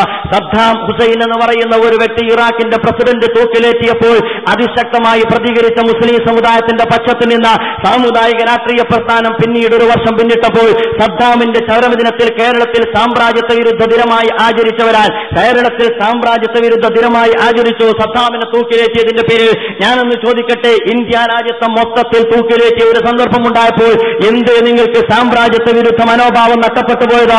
ഒരു കാര്യം എന്റെ പ്രിയപ്പെട്ട സുഹൃത്തുക്കൾ മനസ്സിലാക്കേണ്ടതുണ്ട്. അഥവാ ഞങ്ങൾക്ക് ഞങ്ങളുടേതായ ചില കൺസേണുകളുണ്ട്, ഞങ്ങൾക്ക് ഞങ്ങളുടേതായ ചില റിസർവേഷനുകളുണ്ട്, ഞങ്ങൾ ആശങ്ക അറിയിച്ചിട്ടുണ്ട്, സുചിന്തിതമായ തീരുമാനമെടുക്കാൻ തീരുമാനിച്ചിട്ടുണ്ട്. ഇങ്ങനെ പറഞ്ഞാൽ തന്നെ കേരളം മനസ്സിലാക്കിയിരിക്കുന്നു 8-10 കൊല്ലത്തെ അനുഭവം കൊണ്ട് പ്രത്യേകിച്ചൊന്നും സംഭവിക്കാൻ പോകുന്നില്ല എന്ന്. ഇങ്ങനെ പ്രത്യേകിച്ചൊന്നും ഒരു സംഭവമില്ലാത്ത ഒരു നിലപാടുമായിട്ട് അധികകാലം മുന്നോട്ട് പോകുവാൻ സമുദായ രാഷ്ട്രീയ പ്രസ്ഥാനത്തിനും സാധ്യമല്ല എന്നെ കാര്യം എന്റെ സുഹൃത്തുക്കൾ മനസ്സിലാക്കേണ്ടതുണ്ട്. സന്നിഗ്ധ ഘട്ടത്തിൽ സമുദായത്തിന് നിൽക്കേണ്ടി വന്ന ഒരു ഗതികേടാണ്. എന്റെ സുഹൃത്തുക്കൾക്കറിയാവുന്ന കാര്യമാണ്. ദേശീയ സമിതി കൂടിയിട്ട് തീരുമാനിച്ചു ആണവ കരാറിനെ എതിർക്കണം. അത് കഴിഞ്ഞിട്ട് ബഹുമാന്യനായ ഗുലാം മഹ്മൂദ് ബനോസ്വാല അദ്ദേഹം മരണപ്പെടുന്നതിന് മുമ്പ് അദ്ദേഹം വസിയ്യത്ത് കൊടുത്തു ആണവ കരാറിനോട് വിയോജിപ്പ് രേഖപ്പെടുത്തിക്കൊണ്ട്. എല്ലാം കഴിഞ്ഞിട്ട് ബഹുമാന്യനായ അഖിലേന്ത്യാ നേതാവിനെ അങ്ങ് ഡൽഹിയിലേക്ക് വിട്ടു. എന്തിന്? ആശങ്കയറിയിക്കാൻ വിട്ടു. എന്നിട്ട് അദ്ദേഹത്തെ കുറിച്ചുള്ള ആശങ്ക സംസ്ഥാന കമ്മിറ്റി പരസ്പരം പങ്കുവെക്കേണ്ടുന്ന ഗതികേടുണ്ടായി. കാരണം അദ്ദേഹം പോയാൽ ആശങ്ക അവിടെ രേഖപ്പെടുത്തുന്നതിന് പകരം അദ്ദേഹം അവിടെ പോയിട്ട് അഭിമാനത്തോടുകൂടി തിരിച്ചു പോരുകയാണ് ചെയ്തത്. എന്റെ സുഹൃത്തുക്കൾക്കറിയാമല്ലോ, സംസ്ഥാന കമ്മിറ്റി പറയുന്നു ആശങ്ക. അത് കഴിഞ്ഞിട്ട് നമ്മുടെ കേന്ദ്രമന്ത്രി കണ്ണൂർ വന്നിട്ട് പറയുന്നു UPA സർക്കാരിന്റെ ഭാഗമായത് ഞാൻ അഭിമാനിക്കുന്നു. ഒരു ഭാഗത്ത് ആശങ്കയും മറുഭാഗത്ത് അഭിമാനവും ഉണ്ടാകുമ്പോൾ പാർട്ടി പ്രവർത്തകരാണ് അപമാനിതരാകുന്നത് എന്നെങ്കിലും തിരിച്ചറിയുവാൻ എന്റെ പ്രിയപ്പെട്ട സുഹൃത്തുക്കൾക്ക് സാധിക്കേണ്ടിയിരുന്നു. ഒരു കാര്യം നാം മനസ്സിലാക്കേണ്ടതുണ്ട്. സാമ്രാജ്യത്വ വിരുദ്ധ വികാരം ആധുനിക കാലഘട്ടത്തിൽ ഇസ്ലാമിക ദർശനത്തിന്റെ അടിത്തറകളിൽ നിന്നുകൊണ്ട് ദാർശനികമായ പോരാട്ടത്തിന്റെ രൂപഭാവം പ്രാപിച്ചുകൊണ്ട് മുന്നോട്ട് പോകുന്ന ഒരു കാലഘട്ടത്തെ മുഖവിലക്കെടുക്കാതെ ഒരു പ്രസ്ഥാനത്തിനും കേരളത്തിൽ മുന്നോട്ട് പോവുക സാധ്യമല്ല. കഴിഞ്ഞ ഇലക്ഷൻ നടന്ന ഉടനെ ശ്രീ MMS കേരളത്തിൽ നിന്നുകൊണ്ട് കേന്ദ്ര നേതൃത്വത്തോട് പറഞ്ഞു ഇന്ത്യൻ നാഷണൽ കോൺഗ്രസിന് സാമ്രാജ്യത്വ വിരുദ്ധ നിലപാട് സ്വീകരിക്കാതെ അധികകാലം മുന്നോട്ട് പോകാൻ സാധ്യമല്ല. ഇത് MMS മാത്രമല്ല ബാധകമാകുന്നത്. ലോകത്ത് മുഴുവൻ സാമ്രാജ്യത്വ വിരുദ്ധ പോരാട്ടത്തിന് നേതൃത്വം കൊടുത്തുകൊണ്ടിരിക്കുന്ന മുസ്ലിം ലോകത്തിന്റെ മുഖ്യധാരയെ അണിനിരുന്നുകൊണ്ട് ഇന്ത്യൻ മുസ്ലിം ലോകവും ഇന്ത്യൻ മുസ്ലിങ്ങളും യഥാർത്ഥത്തിൽ സാമ്രാജ്യത്വ വിരുദ്ധ ധാരയെ പ്രതിനിധീകരിക്കുമ്പോൾ സമുദായത്തിന്റെ മുഖ്യധാരയിൽ ദൗർഭാഗ്യവശാൽ പല ഘട്ടങ്ങളും നിൽക്കുവാനുള്ള സൗഭാഗ്യമില്ലാത്ത ഒരു പ്രസ്ഥാനം ഈ 2008 ജൂലൈ 22-നും അതേ ഗതികേട് തന്നെ ആവർത്തിച്ചിരിക്കുന്നു എന്നത് അപകടകരമായ പ്രവണതയാണ്. നേരം വെളുത്തിരിക്കുന്നുവെന്നും അതുപോലെ തന്നെ സമുദായം മാറിക്കൊണ്ടിരിക്കുന്നുവെന്ന്, അഥവാ പഴയ കാലത്ത് പള്ളിദർസിൽ പോയി ചെറിഞ്ഞിരുന്ന അതുപോലെ തന്നെ ഹൗലുങ്കഞ്ഞിൽ പോയി തൂങ്ങിയിരിക്കുന്ന ഒരു സമുദായം അവിടെ നിന്നിട്ട് വിട്ടിട്ട് ഉസ്താദ് വരെ ആണവ കരാറിനെ കുറിച്ച് പഠിക്കാൻ വേണ്ടിയിട്ട് സെല്ല് രൂപീകരിച്ചിരിക്കുന്നു. സുഹൃത്തുക്കളെ, ഉസ്താദ് പഠിച്ചാലും ഇല്ലെങ്കിലും സെല്ല് രൂപീകരിച്ചിരിക്കുന്നു. അഥവാ ഈ രാജ്യത്ത് ഒരു ഘട്ടത്തിൽ ശ്മശാന വിപ്ലവത്തിലൂടെ വിമോചനം കുതിച്ച ഒരു വിഭാഗം ആണവ കരാറിനെ കുറിച്ചും പരിസ്ഥിതിയെക്കുറിച്ചും മുഖപത്രമിറക്കിക്കൊണ്ടിരിക്കുന്ന ഒരു സാഹചര്യത്തിൽ മുസ്ലിം സമുദായത്തിന്റെ ഈ അവബോധത്തെ അവഗണിച്ചുകൊണ്ട് മുന്നോട്ട് പോകുവാൻ അവരുടെ കൂട്ടായ്മയ്ക്ക് വേണ്ടി പരിശ്രമിച്ചുകൊണ്ടിരിക്കുന്ന സമുദായ നേതൃത്വത്തിന് സാധിക്കണമെങ്കിൽ ഈ തിരിച്ചറിവോടുകൂടി കാര്യങ്ങൾ മുന്നോട്ട് കൊണ്ടുപോകുവാൻ അവർ സന്നദ്ധമാകേണ്ടതുണ്ട്. ആ തിരിച്ചറിവിന്റെ രാഷ്ട്രീയമാണ് യഥാർത്ഥത്തിൽ അടിയന്തരാവസ്ഥ അവർക്ക് നൽകിയത്. ആ തിരിച്ചറിവിന്റെ രാഷ്ട്രീയത്തെക്കുറിച്ചുള്ള മുന്നറിയിപ്പാണ് ബാബരി മസ്ജിദ് ധ്വംസനം അവർക്ക് നൽകിയത്. 2 തവണ ആ മാളത്തിൽ നിന്ന് പാമ്പ് കടിയേറ്റിട്ട് 3ാമത്തെ തവണയും പാഠം പഠിച്ചിട്ടില്ല എങ്കിൽ ജനസമൂഹത്തിന്റെ മുമ്പിൽ അതിശക്തമായ തിരിച്ചടിയെ അഭിമുഖീകരിക്കേണ്ടി വരുമെന്ന് മാത്രമാണ് ഞാൻ സൂചിപ്പിക്കുന്നത്. ഞാൻ പറയുന്നത് UPA സർക്കാരിന്റെ ഭാഗമായതുകൊണ്ടാണ്. ആരോടും പ്രത്യേകിച്ച് വിരോധമില്ല. ഒരു രാജ്യത്തിന്റെ സ്വാതന്ത്ര്യത്തെയും സ്വയം നിർണയാവകാശത്തെയും സാമ്രാജ്യത്വത്തിന്റെ കാൽക്കീയിൽ കയറ്റുവെച്ചുകൊണ്ട് എന്നിട്ട് പൊതുജനമധ്യത്തിൽ കൈകഴുകിക്കളഞ്ഞ ഞങ്ങളെല്ലാവരും ശുദ്ധരാണെന്ന് പറയുന്നവരെ സമൂഹ മധ്യത്തിൽ നഗ്നരായിട്ട് വിമർശിക്കുക എന്ന ചരിത്രപരമായ ധർമ്മം നിർവഹിക്കുവാൻ ബാധ്യസ്ഥനായതുകൊണ്ടാണ് ഇത്തരം കാര്യങ്ങൾ നിങ്ങൾക്ക് മുമ്പിൽ വെക്കുന്നത്. അതുകൊണ്ട് അവസാനിപ്പിക്കുന്നു.